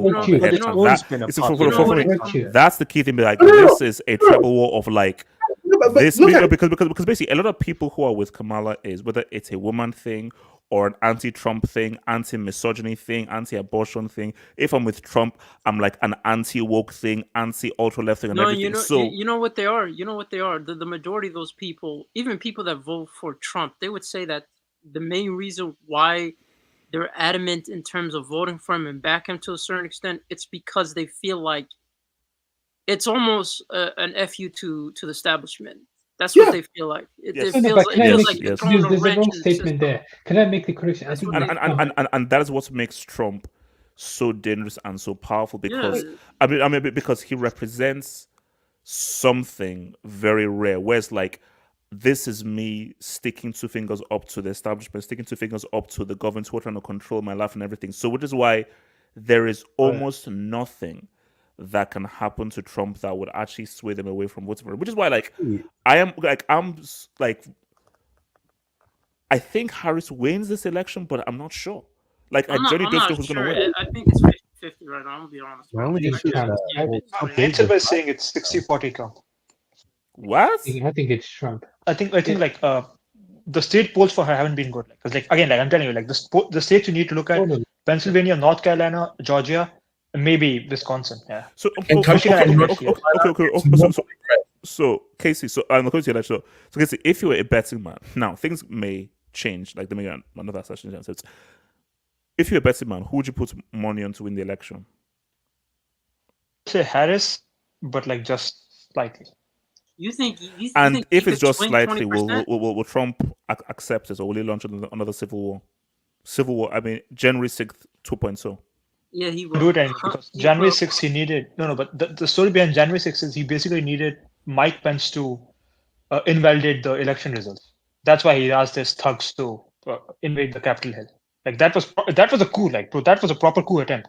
Like this guy is a criminal. Like let's not kid ourselves. He is a criminal. But again, do you think? Guess you watch the black women vote that turn out usually because I think. Bro, I think Kamala's getting 99% of black women. So the reason I think. Wait. What happens if? So AK was saying AK. Wait, what happens if Trump becomes president? Wait, so if he becomes president, but so that the case is over, like the case doesn't matter at the end of the day if he becomes president. So no, case is over regardless because Supreme Court said like he has immunity. So I mean, that's okay. It's over regardless. Yeah, but do you think that? So Casey, you think that he can swing, or she can swing 20% off of those states? What do you think will change in order to sway that, or do you just think that they haven't had that much votes, therefore we can't? She needs to give interviews every day, like bro. Yeah, but then that's the problem though. I feel like wait, Casey, you said every day. Giving an interview every day, yeah. That's over. So? Yeah, I don't think she's gonna. You're supposed to do that. Why you? No, but you see, and my thing with Kamala is, I don't know what it is like. I can't put my finger. It's like if I don't know her. No, she's fake. Be honest with yourself. Let's be real. Like, no, seriously, that's exactly what my brother said because my brother like sort of he goes back and forth between America and here, so he sort of like is between the two. And I'm just saying to him, like, and he said that look, she's fake, she's two-faced, she's not real, she's disingenuous, and he believes my brother believes that Trump is going to win. You know what's crazy? I actually believe that, but I also believe that Kamala is more logical than Trump. Like, no, for sure. Anyone is more logical Can I than just say? Trump. Can I just say something? The stupidest thing Trump did. Wing, and answer more. Just that when you look at Harris, do you feel like if you know her, like like love or hate her, you know who Hillary Clinton is about. You can agree to disagree. You know what she's But about. Kamala Harris, I don't know you. Oh, the difference is they're both fake. The difference is one is just more professional about their fakeness compared to the other. Yeah, that's the difference. Like, Yeah, but Harris can I is more speak on? professional than Trump in her fakeness. Oh yeah. Can I speak on like the biggest mistake Trump made? Go for it. He hired a 4chan troll as a vice presidential candidate. You speak on JD Vance, bro. This guy, you know, this guy. I think he actually doesn't want women to vote for Republican Party ever again. Things he says, bro, like childless candidate. Why do you say that? Wasn't his mom a drug user that overdosed and died, and he blamed it on illegal? His mom was doing drugs and she died. Like his stepmom. She was doing hard drugs. Didn't he say that this school shooting is a part of life or something like that? No, but forget about that. That But was the his guys, vice president, JD Harris. Listen. No, but actually, wait. I'm surprised though that there wasn't a gun question specifically after the school shooting. I was about to say that too. Like that would have been. Well, like... what are they gonna say at the end of the day? The Republicans are gonna be like, "It's Second Amendment. Don't take away our rights." The Democrats are gonna be like, "Automatic weapons banned." Like after a school, because bro, like Trump even mentioned the whole thing of like she wants to take away your guns and everything. And she said, "Well, I'm a gun owner and everything." I'm a gun owner. I wish that there wasn't like a gun question. I wish the moderators would have pushed on that, on what she thinks about gun rights, and just really get the needy answer from her. All right, this is where I have to put down my Trump hat. Like, do we really need the guns? Because I like guns. I've gone to range a few times, but there's evidence that shows that it's better if we don't have guns. Like Republicans. Wait, hold on. Wait. Your school got what? How? Oh my bro, I'm telling you, we're bricks, bro. Wait. Someone put a gun on me at my local grocery store. Someone actually put a gun on me. So like, No. First and foremost, you don't know how many guns are in the US. No, we have to ask Wing, what did you do? Because at this point, we know you're all right. My hands to God. So he was trying to leave, right? Chinese guy. He hit my car with his like the door of his car. So I got out. I didn't even have on shoes, man. I got out. I was like, bro, you just hit my car. Nigga said, "Oh, I don't have time now. I gotta go. I don't have time." Like, bro, you just hit my car. No, I gotta go. Bro, come on. You just, so I get closer. Nigga reaches in the car and pulls out a gun and says, "What now?" In a clear American accent. I'm like, whoa. So then I don't know if I can believe that. Then he speaks up. This happened at Kroger. Talk about when he got a guy pull a Kalashnikov on him. Oh my god! Because Texas is an open carry state, so I think that's legal. But I think it's Texas, isn't it? Like it's basically gun. But like you can carry an AK-47. But when someone says, the United States bows down to Israel, they bow down to the gun lobby just as bad. Sandy Hook happened, and nothing happened. It's true. Like that's why I didn't even want to do like a video or anything. Aside from conspiracy, it's like after Sandy Hook, I was like, if nothing changes after Sandy Hook, bro, let's get rid of the guns. That's all I'll say. That's the difficulty though, because sorry, according to AK, the difficulty though is it's like they used to call it the nuclear deterrence. If I've got a nuclear weapon, that means that we're not going to use it because I know that you don't have it. You can't just say get rid of all guns because how do I know that all of you guys will get rid of your guns? So me having my gun is a deterrent of you having your own gun. The fact that the gun, so what you have to do, like the toothpaste is already out of the tube now. The guns are already there. So it's impossible to now say let's remove all the guns down. That rhetoric. That's the problem. That rhetoric is not true. We can get rid of all these guns. Like obviously, someone. America can get. So you can say that you can get rid of every single gun in the whole of. I mean, we're not going to get rid of every single gun, but if we try to get rid of all the guns, like we'll keep it out of the hands of criminals and like retarded people that want to shoot up schools. Like it's gonna There's more go black less. than You're there are not gonna get it all together out, but you're gonna reduce the crime and all that shooting. Like Nah, get rid of for the real though. guns. But I would get rid of on the guns, guns. right? Hold on. No, On guns, and also a key point as well is that there's a thing called culture. Because it's so embedded in American culture, there are a lot of people that will refuse to let So those guns a go. culture of No, there's killing something and called the death Supreme and Court. That's what senseless. it is. Oh no, oh no, oh no, but not wait. though. See, wait. See, the reality is, well, it didn't happen to me or my family or my friends. Well, that's unfortunate it's happened there. Therefore, I But won't as get long as it doesn't happen to impacted. me, Yeah. fine. Oh, yeah, sorry. If I wasn't impacted, that's fine. And I love my guns. It's part of my culture. It's part of my family history. No, I'm not going to give them up, and that's Oh, just the sad it's not reality. that. No, it's not that. The idea is basically like the government shouldn't have like a monopoly on violence. Like that's the whole point.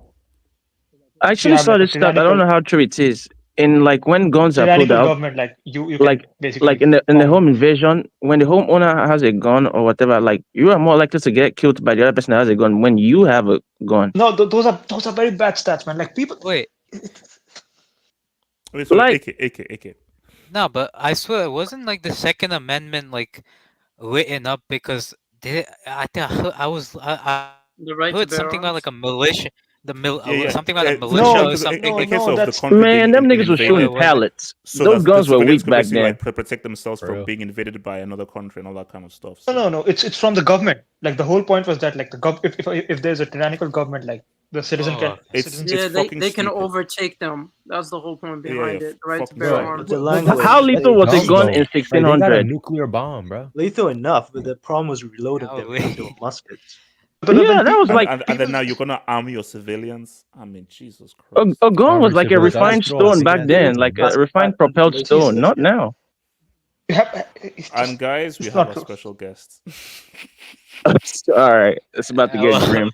Shout out HH, man. Shout out to Fierce you, results. HH. Okay, so look, let's just get straight into Hold it. on, Delta, bro. I think you were right about DeSantis, man. Like I think like he should have been the Dude, nominee. I'm always right. Like I've always been ahead of the curve. Okay, Well, you're always right. okay. So Delta, so okay. That would be- So thoughts on the debates? Who do you think won?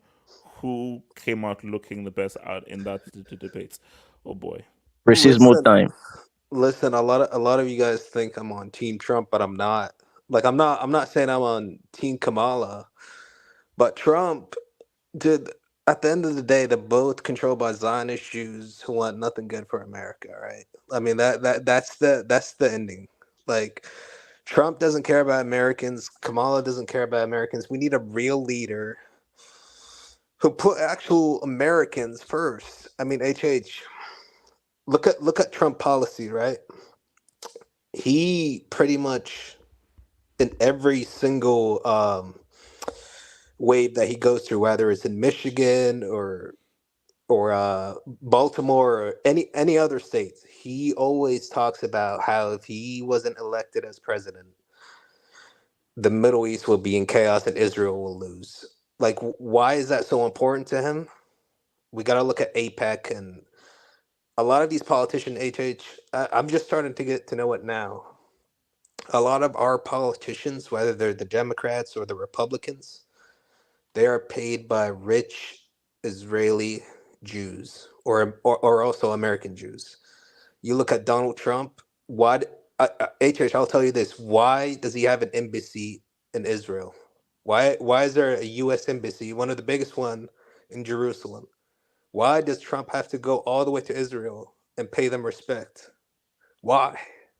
I mean, you gotta ask these questions. Same with Biden. You know what? You know what Biden said? Biden is a Christian, right? A white American of Irish ancestors. This fucker said, "Yes, I am a Zionist." What? Why? You're Catholic. You have no heritage from the Middle East. You're from Northern Europe and Ireland. That's your heritage. Why is it so important for you to say you're a Zionist? You know, you got to ask these questions. So I want to ask you this because I remember something you said on our previous, and because I want to know whether you're still on that notion. So do you still believe that a woman can't be president of America, and this is more of a male job? Do you still believe that? I mean, I do, but it's like it's just some men are more retarded than women. So I'm like, Doesn't matter at this point. But I still feel like men, as a man, women are just more emotional than men. I mean, that's just a fact. They carry more emotions. I mean, they do carry the baby, so they do have more infant feelings. That like they I don't know how to explain it in a perfect sentence, but they just No. I mean, because my thing is that you look at Angela Merkel, you look at other female leaders. So why, if you look at how Angela Merkel is one of the most popular leaders in modern history, why do you yeah. think that one can't be president in America? I just feel like a man can do better than a woman when it comes to being a president. I'm not saying men are better than women everywhere. I mean, when it comes to kindergarten teachers, when it comes to modeling, women have that role. But when it comes to being a real leader and having characters, no, I'm just HH is just You looking know, like you're an evil person, please. right? You're actually evil, man. Listen. It doesn't even have to be HH is just looking like please don't demonetize my channel. Please don't. No. AJ is just looking like Skip Bayless when Wow. Pierce said the N word. Listen. Is anyone on here disagreeing with me? Like when I say women's in certain jobs and certain roles are better than men in certain jobs are better than women. No, Delta. My thing is that I do agree to an extent, but my thing is that's why I use the example of Angela Merkel. Now Thatcher was a bitch. You're a sexist, of course. So screw her. But Angela Merkel was a very because I was in Germany recently and I was with the Germans and they say, oh no, she's literally one of our most popular presidents ever, and she was one of the people that really helped to unite all of the differing political parties. So if you and Angela Merkel can exist and do very well, why can't a woman do a similar kind of job? As long as it's the right woman, though, do a similar thing. Now, Kamala may be the wrong president, male or female, but so you don't believe that Kamala is the right person to do this? Not really, no. Not well. Okay, there could be some women in rare occasions that are good enough to be presidents. In my perspective, from my perception, maybe they would be fit to be president of the U.S. But Kamala specifically, I mean, she isn't. I mean, listen, I don't want to really get into this immigration bullshit that Trump is talking about, but I'll say this about his stance on immigration. I don't know how true this is, and I know some of you guys live in the U.S., so maybe if I'm wrong, you could correct me. In Colorado, there's a mob of Venezuelan migrants that are going to apartments, and they're basically taking over apartments, illegal, and they're fucking strapped with AK-47s and AR-15s or whatever. It's assault rifles. Wait, hold on. Is this true? I heard about it. Man, that stuff is a lie. I don't. But the landowners weren't doing anything. The apartments, though. Bro, this is real, HH. I don't know why people are having a hard time understanding that it's not their person. So wait, you really believe in Colorado? Wing. I live in Denver. The city is called Aurora. Aurora is like a 10-minute drive from me. I know where the apartment is. I know who used to live there. People that still actively live there, and it's real. It's real. Like people have been. There was actually 5 to 6 apartments. 4 apartments were shut down where they had to remove people because there was fear that they weren't paying rent to the actual landlords. People were paying rent to these guys. Yeah. Okay. Let me say this. Because I feel like I have to speak up for immigrants. The biggest issue. Elijah Delta then Wing. No, the biggest issue right now, my landlord. I wish I could. I could share my screen to show y'all the most recent email I got from my landlord. No, I don't want to incriminate. No. They're saying where he actually explains that there are infiltrates of that gang that are in the complex next door across the street. That's what I'm talking about. And they are for sure Venezuelans. Yes, and they're all that gang. Venezuelans are aggressive as hell, man. I'm not even kidding. When you just look at them from their phenotype, you can tell you don't want to fuck with them or get them mad. Because these motherfuckers, I'm not even kidding you. Venezuela crime rates went like 70 or 60% down. And you got to ask yourself, why did that happen? And many people in Venezuela now feel safer because most of the criminal, I'm not saying all Venezuelans are criminals, obviously not, but most of the criminals are fleeing Venezuela to come to America purely for economic reasons. And these same criminals, these are the same criminals that have no remorse into using actions such as killing you or torturing you just to benefit their own group or themselves. That sounds. Okay, Wing. With all due respect and disrespect, that sounds retarded as fuck. So now, let me say this: there are always a few bad eggs that will come in the country illegally, and when they do illegal stuff like harsh Yes. violence, whatever it is, it's gonna grab headlines.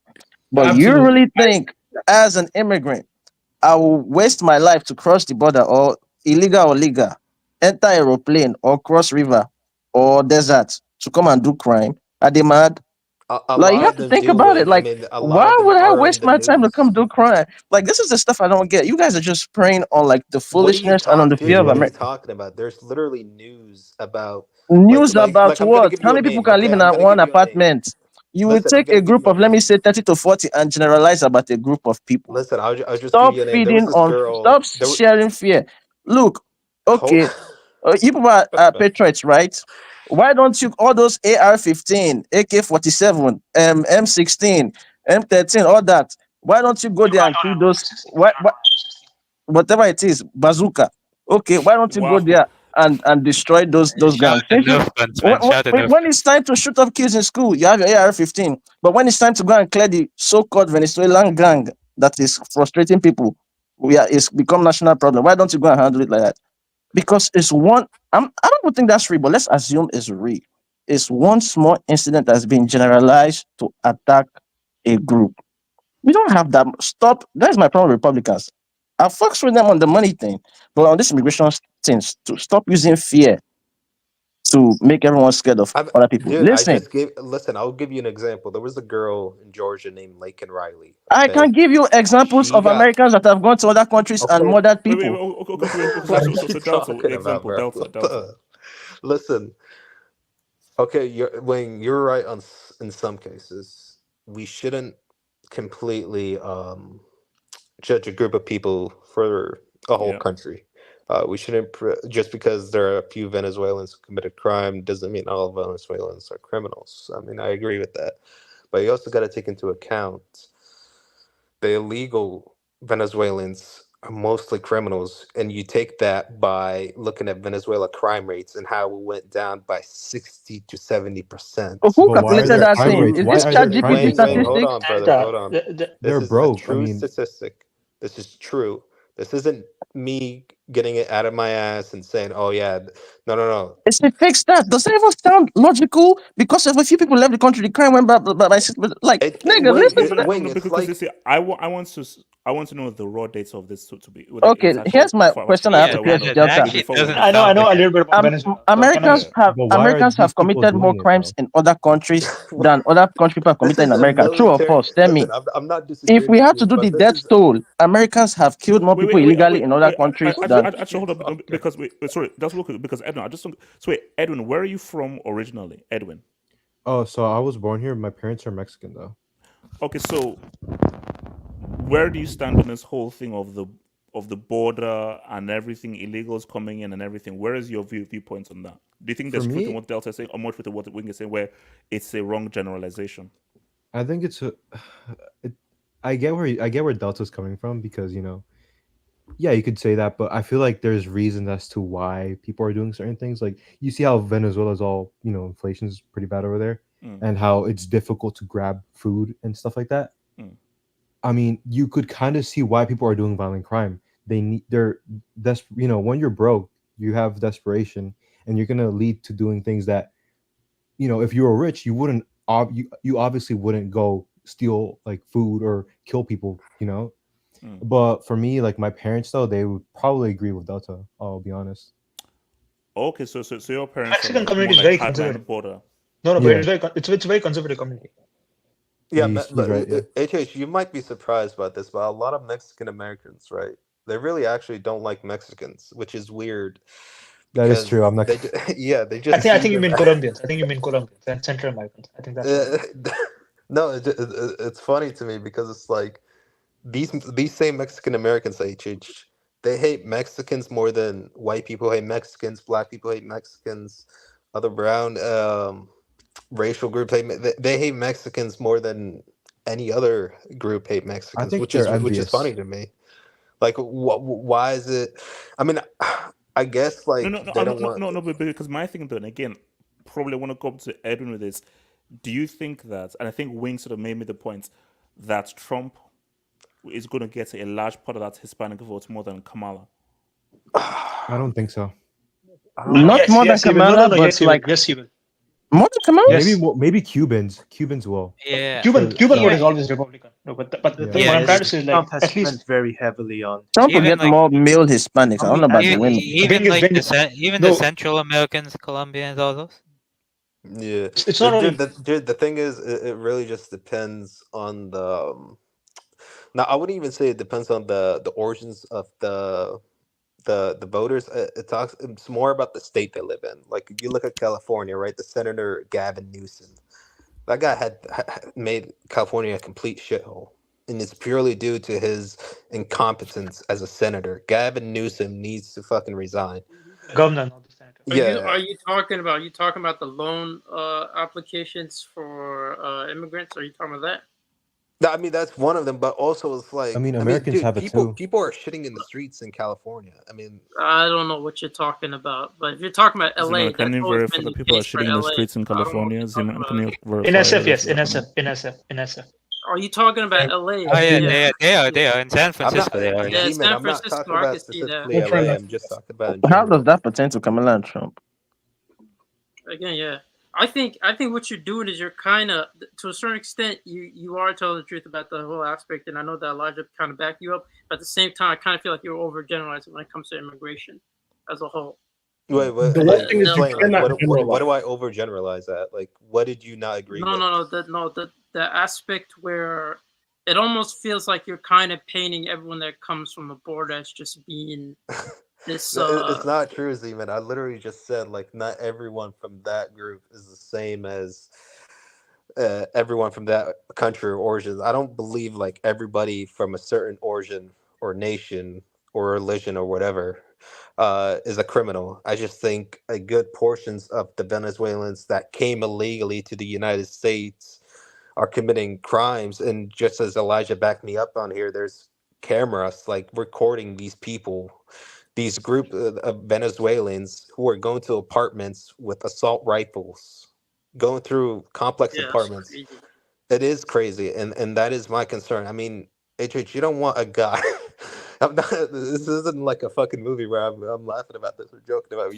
You don't want to like open your door and you see some crazy maniac with tattoos and an assault rifle in his hand. Like, this is real life question shit. is that how prevalent is this problem?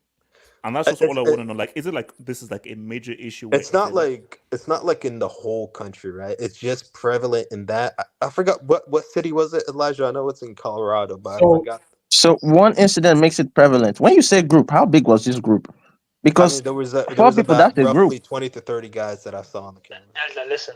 Like I'm not gonna lie, there are a lot of Venezuelan people in New York, bro. Like it's a pretty safe city. Like it's safer than like most stuff. Like, Aurora and Denver is our sanctuary cities. That I know for a fact. No, I'm pretty sure Newark, New York has like the highest like Venezuelan Colombian yeah, bro, population. they're like good people, at least. It's not that bad. Not that bad. Well, my girlfriend's Colombian. She's fine. Bro.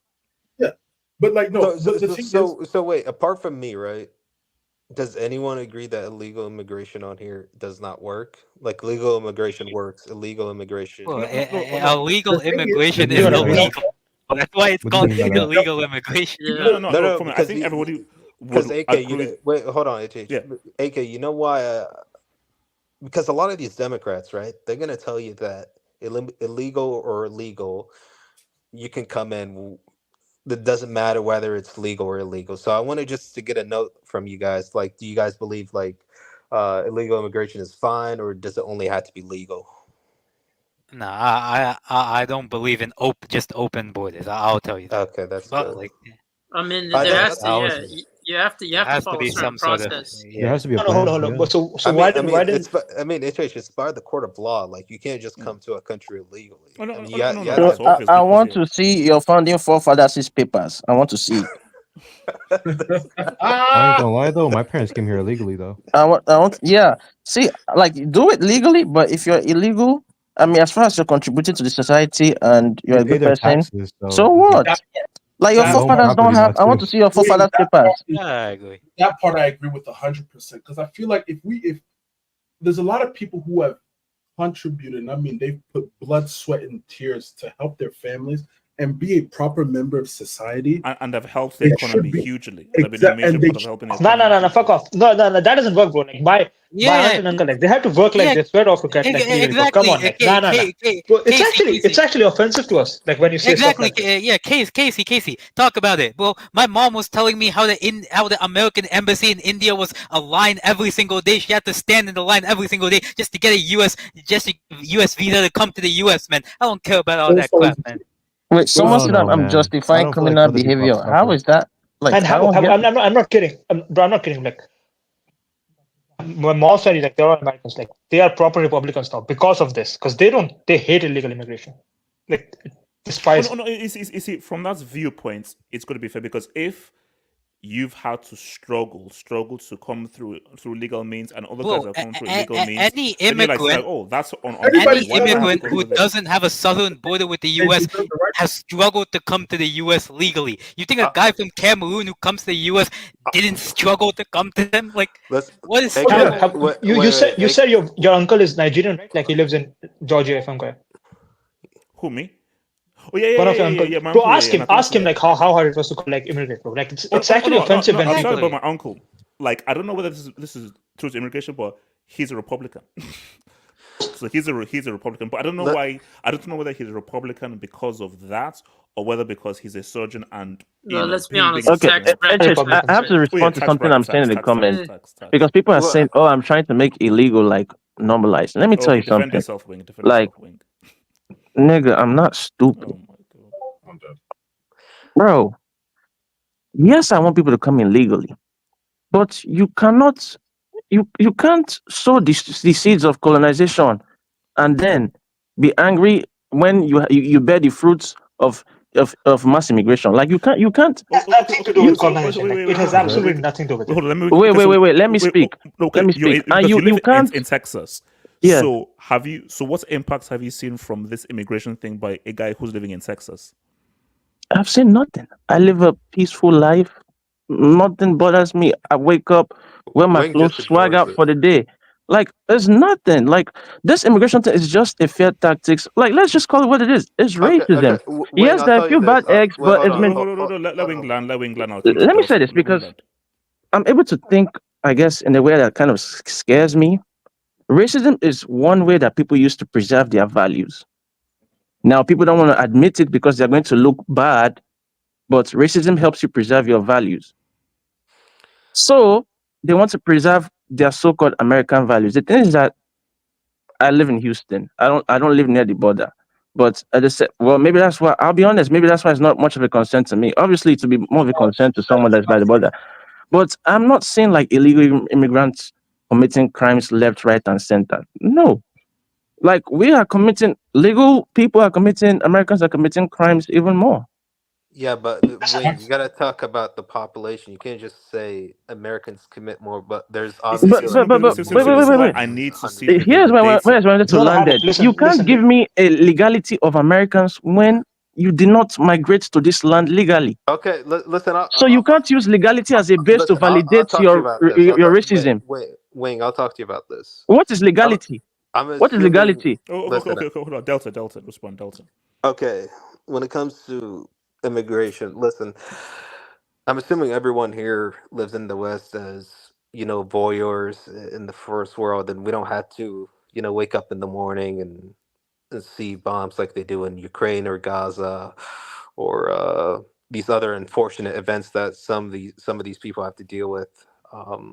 I understand like everyone here is I don't know where HH is, but I'm assuming he lives in the first world country where I there's live no. all Chelsea, around. Chelsea, I Chelsea, travel around. I Chelsea, travel around. I Chelsea, travel around. Chelsea. Casey, shut up. I travel around. Delta, Uh, continue. The high Continue. stand for Continue. breed. but listen, from a human standpoint, I understand it. Like when somebody, I don't know, a child loses its mother, or I was actually on a Twitter space one time, and I was speaking to this lady from South America, and she gave me this point that was really interesting. She told me, "So, what if I came to the U.S. illegally and I had a baby? Would you separate my baby from me?" And this is a really tough subject to talk about because the baby in the court of law is legally a U.S. citizen, but the mother isn't. So the mother has to go back because she isn't illegal, but the baby has to stay. So this is some of these tough some of these subjects are tough because you can't separate a mother from its baby, even though it was You can't. born in the U.S. That's still her child. So these things are tough, and I know a lot of unfortunate circumstances that mothers had to deal with this. I mean, this did happen in real life where uh, undocumented migrants moved to the U.S. and they had children, but they had to be moved somewhere else in like an orphanage household while their mother had to flee somewhere, uh, wherever she came from. And as a human, like I am human, and I do So as a human, sympathize with can these you people. rip a mother from their child? And At that that point, was screw the law. That is a mother and her child. yeah, and this is where I come in as a human. Like you can't do that. I mean that's heartbreaking for the child, and that's also heartbreaking for the mother. And this is the sort of I've never actually been asked this question before, and it made me think a lot. Like I've always been against illegal immigration. I've always been 100% legal immigration, and this lady was really powerful with her words, and she really just took a spot in my heart talking about this subject because listen, I've lived in America my whole life. I was born here, I was bred here. And fortunately for me, I wasn't born into a war like the children of Gaza right now who are being bombed by Israelis or Ukrainians kids who are being bombed or whatever else wars that are happening right now. I feel fortunate and I do still like legal immigration better. But as Wing said, I do sort of also agree with him with the fact like some of these illegals they're fleeing for more. Like not all of them are just going to America for economic reasons. Some of them are actually going because I don't, whatever reason they're fleeing from strikes, airstrikes, or a cartel. They're looking for their father or something like Asylum that. I mean, seekers, essentially. yeah, People that are asylum trying to seek seekers and refuge. refugees. Because you know what, you know the thing is, these refugees, not all of them get accepted right legally, so they have to come in illegally. And this is where the tough part is. If one of them has a child and they find out the mother or the father is illegal, then they have to separate them. And I don't want to see that. Like nobody wants to. I'm assuming nobody wants to see that on the panel where the human So side and abuse.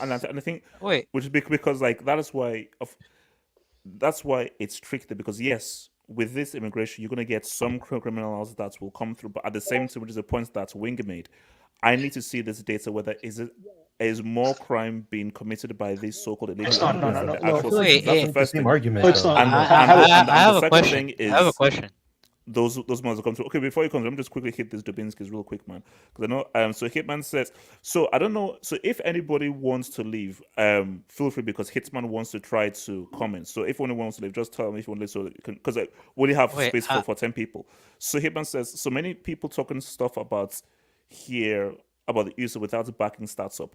Wing just reiterating MAGA right wing stuff talking points. What? How am I MAGA? Mine actually has been pretty like oh centrist. wait, Right? oh wait. Okay, I have a so question. AK, go for it. AK, go Depends for it. Go for sometimes. it. AK. Wait, I passed. When I was in high school, I think one of my friends when we were talking about like they were having a debate in like class, and one of my friends said that like apparently if you're in the U.S., if you come into U.S. just by crossing the border, you're in the U.S. you can apply for asylum once you're in the U.S. and you have like a year to live in the U.S. or something. Is that still true? No, it's not true. A lot when an immigrant comes to the U.S., when they apply for asylum, it could take years. I mean, it could take over even 6 to 7 years for a pending Okay. asylum to be granted. Yeah, If I remember it takes a long correctly, the time. only illegal immigrants that get fast tracked are the Cubans, but that's a whole different can of worms. So Antoine, so where do you lie on this whole immigration matter then, from your point of view, Antoine? Or the You're never 800 gonna euros rather? stop illegal immigration. You know, it's like saying you're trying to stop crime in general. I do think there should be a pathway to citizenship, provided you have paid your dues, so to speak. But there is a limit. Like there are only so many resources. Now, I don't have a firm opinion on where that tipping point is, but there has to be some kind of control. Now, that does not mean I support building a wall or have a enhanced border control and all of that stuff, but you are never going to stop illegal immigration. I just don't have any idea on how to enforce it to such a degree that makes it humane. And that's I'm not from the US. I will say that very clear, but we do have actually legal immigration problems right now in my country, and this is not illegal. This is completely legal. So where is your country? I'd rather not disclose it, but yes, okay, I'll do it. I'm from Canada. Oh, Canada. Okay, One of fine, the fine. things, Because I was about to say North Korea, but okay, yeah, I go was for it. thinking China. I just Juju man, yeah, shoot. They can't access internet there, man. I know, that's what I was about to say. But continue, Antoine. right. Continue. So one of the main things that the government here has implemented was a program called the LMIA. What it does is allows foreign businesses to get paid essentially to hire foreign temporary workers. And we have a big issue here with students here coming here on student visas and working low menial jobs, and that has just that has shot up our unemployment rate. I live in a city right now where the unemployment rate is 8.8%. Now, just googling those figures, you can probably figure out what my city is, but yeah, that is pretty high, and the government will probably be kicked out. So it's not just because of this. So it's not just illegal immigration that's an issue, but legal immigration as well. I think on the whole, immigration, whether illegal or legal, is a net benefit. It will always be a net benefit because you get perspectives, money, labor. But truth be told, there just aren't enough resources to go around, and that's just the way it's going to be. I don't have the answers. Wait, so hold on real quick. So shout to him says Wing wasn't talking right wing talking points, but one of the dudes was talking about right wing's talking points.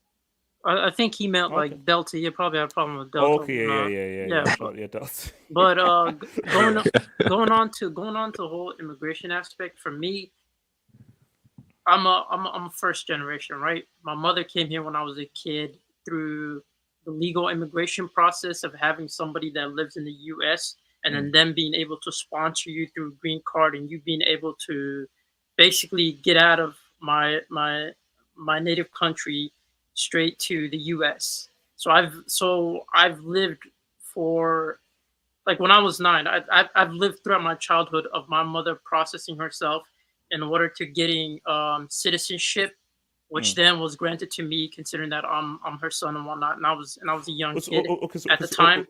So you were born here? Were you born in America? No, I wasn't born in America. I was born in Somalia. Okay. And that process took a long time. It took heavy amount of time in terms of just being able to come from Somalia, and then you having to wait a long time before you can come, and then you having to apply for a green card and then citizenship, and going through that whole process of being legally vetted to be a U.S. citizen.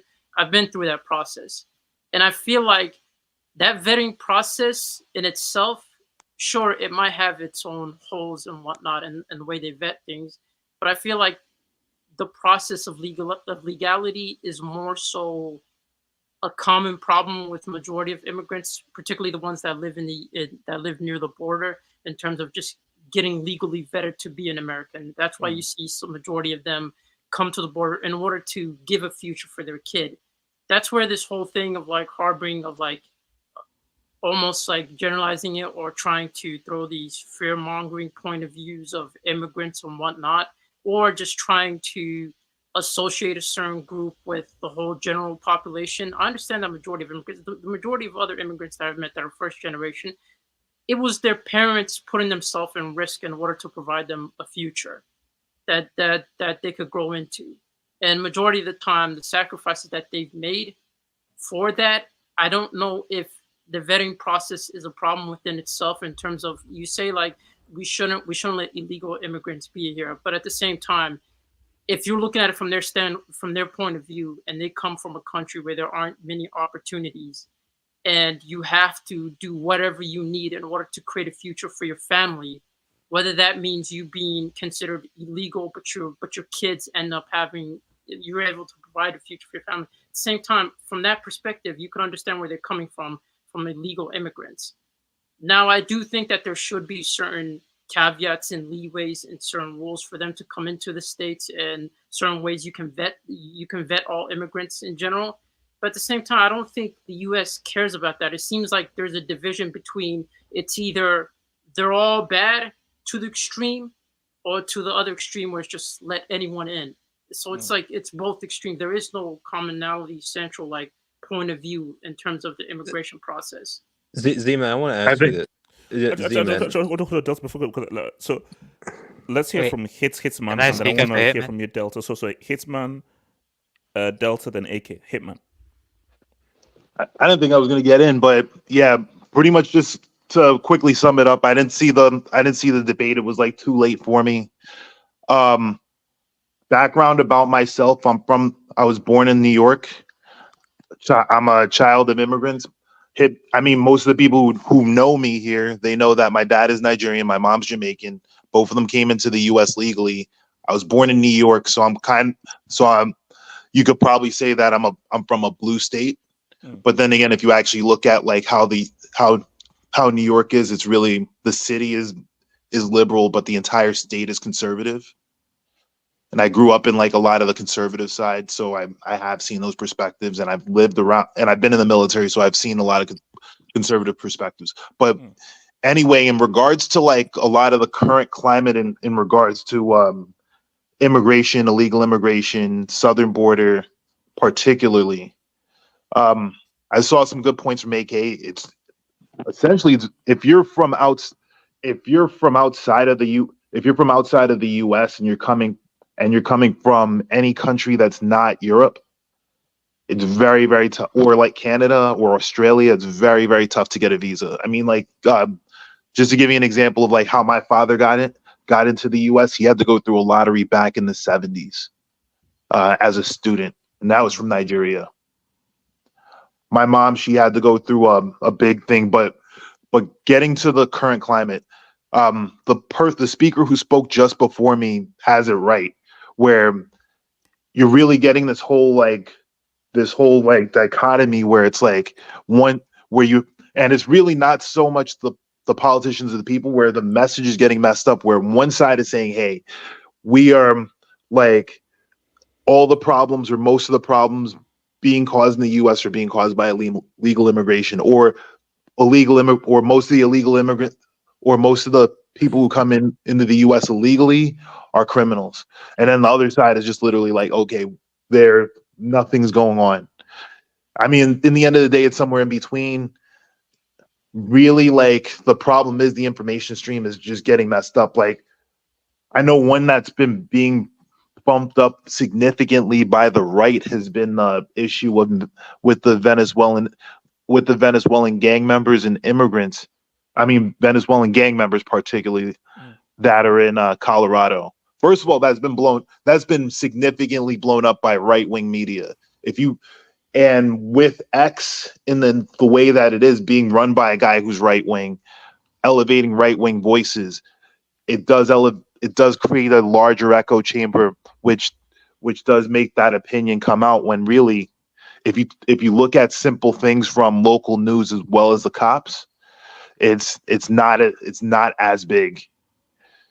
And then on top of that, also there was an issue with I don't know if people brought this up, but there was an issue with like Ohio, like with right wingers and right wing politicians in Ohio talking up issues with Haitian immigrants, like eating the wildlife, which first of all, that's untrue.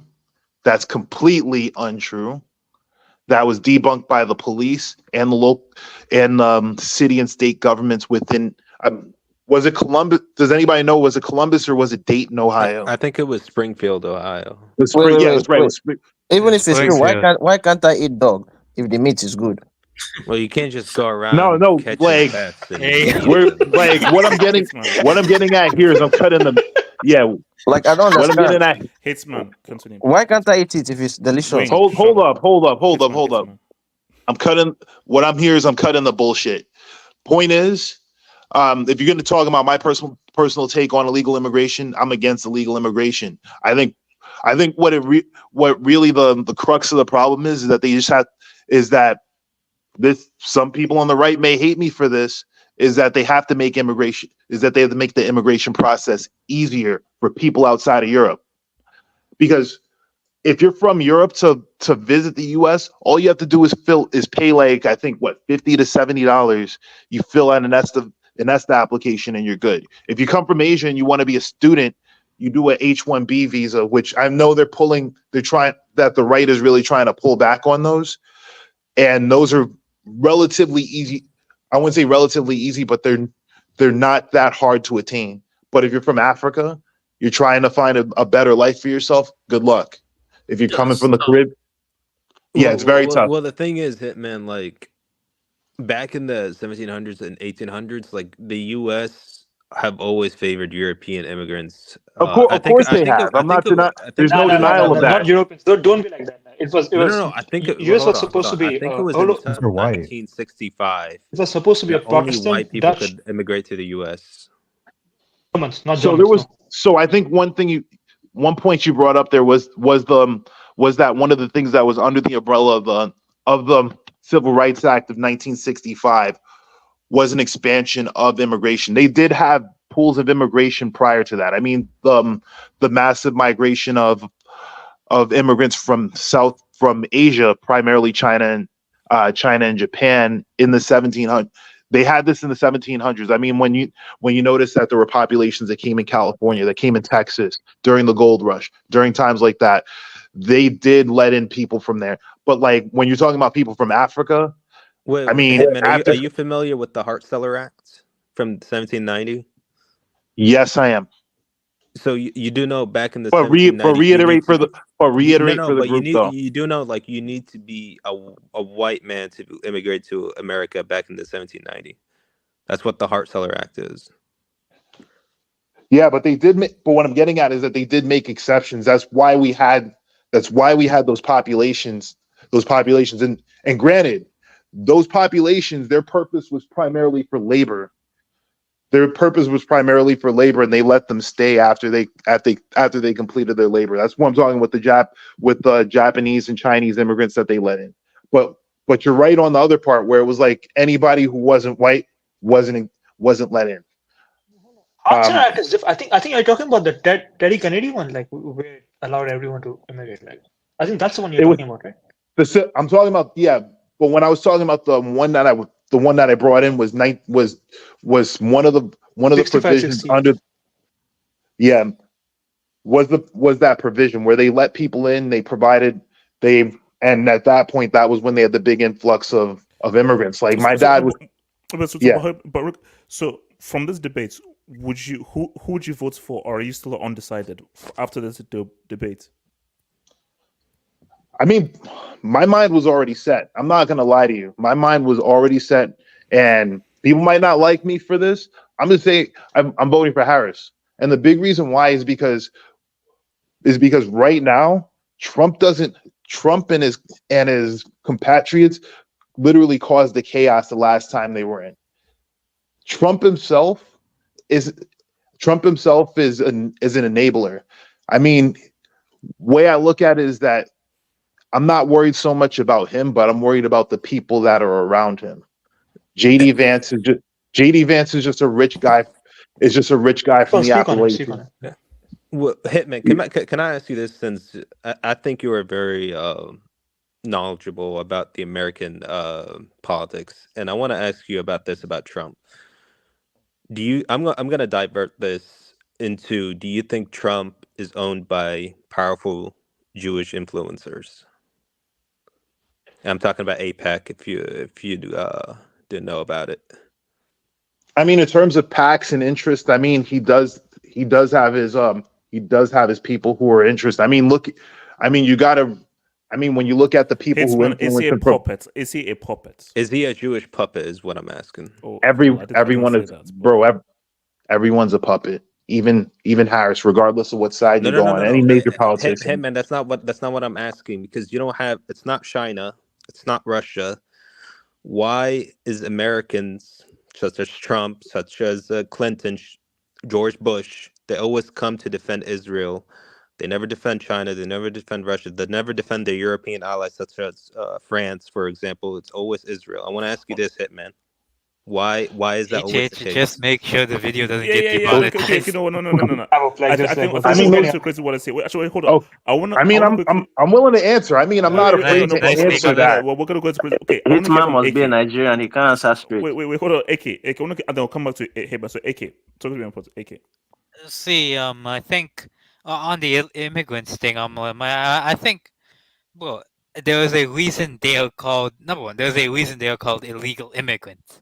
Like, it's literally illegal. But I do agree in some senses that maybe the immigration system should be easier, or the better word is better regulated, because I'm pretty sure there's like a backlog of court cases in the immigrant courts currently that would take like 6, 7, 8 years. That amount of time. That's how many cases are in the immigrant courts in the United States. So I think I do agree that maybe it should be better regulated. But, and also, like, let's be real, bro. These guys aren't, well, just because there are a few Venezuelan guys here and there doing stuff doesn't mean everyone is. And bingo. I mean, you can't generalize. No, you can't. All the thing to paint pencil. You can't do that. I mean, okay, I don't think any American is generalizing all Venezuelans or criminals. My thing is, at the problem is they are. At the end of the day, in terms of immigration, the biggest issue this country has is, bro, the reason why so many people are able to come through is because, number one, the border security is not that good, and number two, there are too many cases for people to there are too many cases in the immigration courts for people to keep waiting and waiting and waiting. So, like, AK, the border security is literally like their helping hand. Like, I'm pretty sure the U.S.-Mexico border is like a gate with that's a broken gate. Like, AK. I mean, like, security literally lets them in. The truth is, I mean, this is where the 10th Amendment comes in, because you have to understand, once people get through the border, they're protected by whatever state. They're protected by the regulations of whatever state they're in. Some states, that's why they call some states asylum states, versus they call other states that don't let people in, where they'll basically deport them. Others will basically be like, we're protecting these people because they're under the asylum of this state. Look, wait, guys, I'm just saying, like, unfortunately, I'm not in America. I'm in not London, but somewhere else, and literally the sun has actually come up, bro. But we should definitely try to, because this is actually. Can I just say one thing, before you close out? As long as it's not controversial, go for it. No, it's about 9/11, since today's 9/11. So, Wait, has a judge made appointment? Hold on, Casey, hold on. It's really quick. Okay, all right. Why were there dancing Israelis on 9/11 when the towers were guys, I'll see you next time. Why were there dancing Israelis?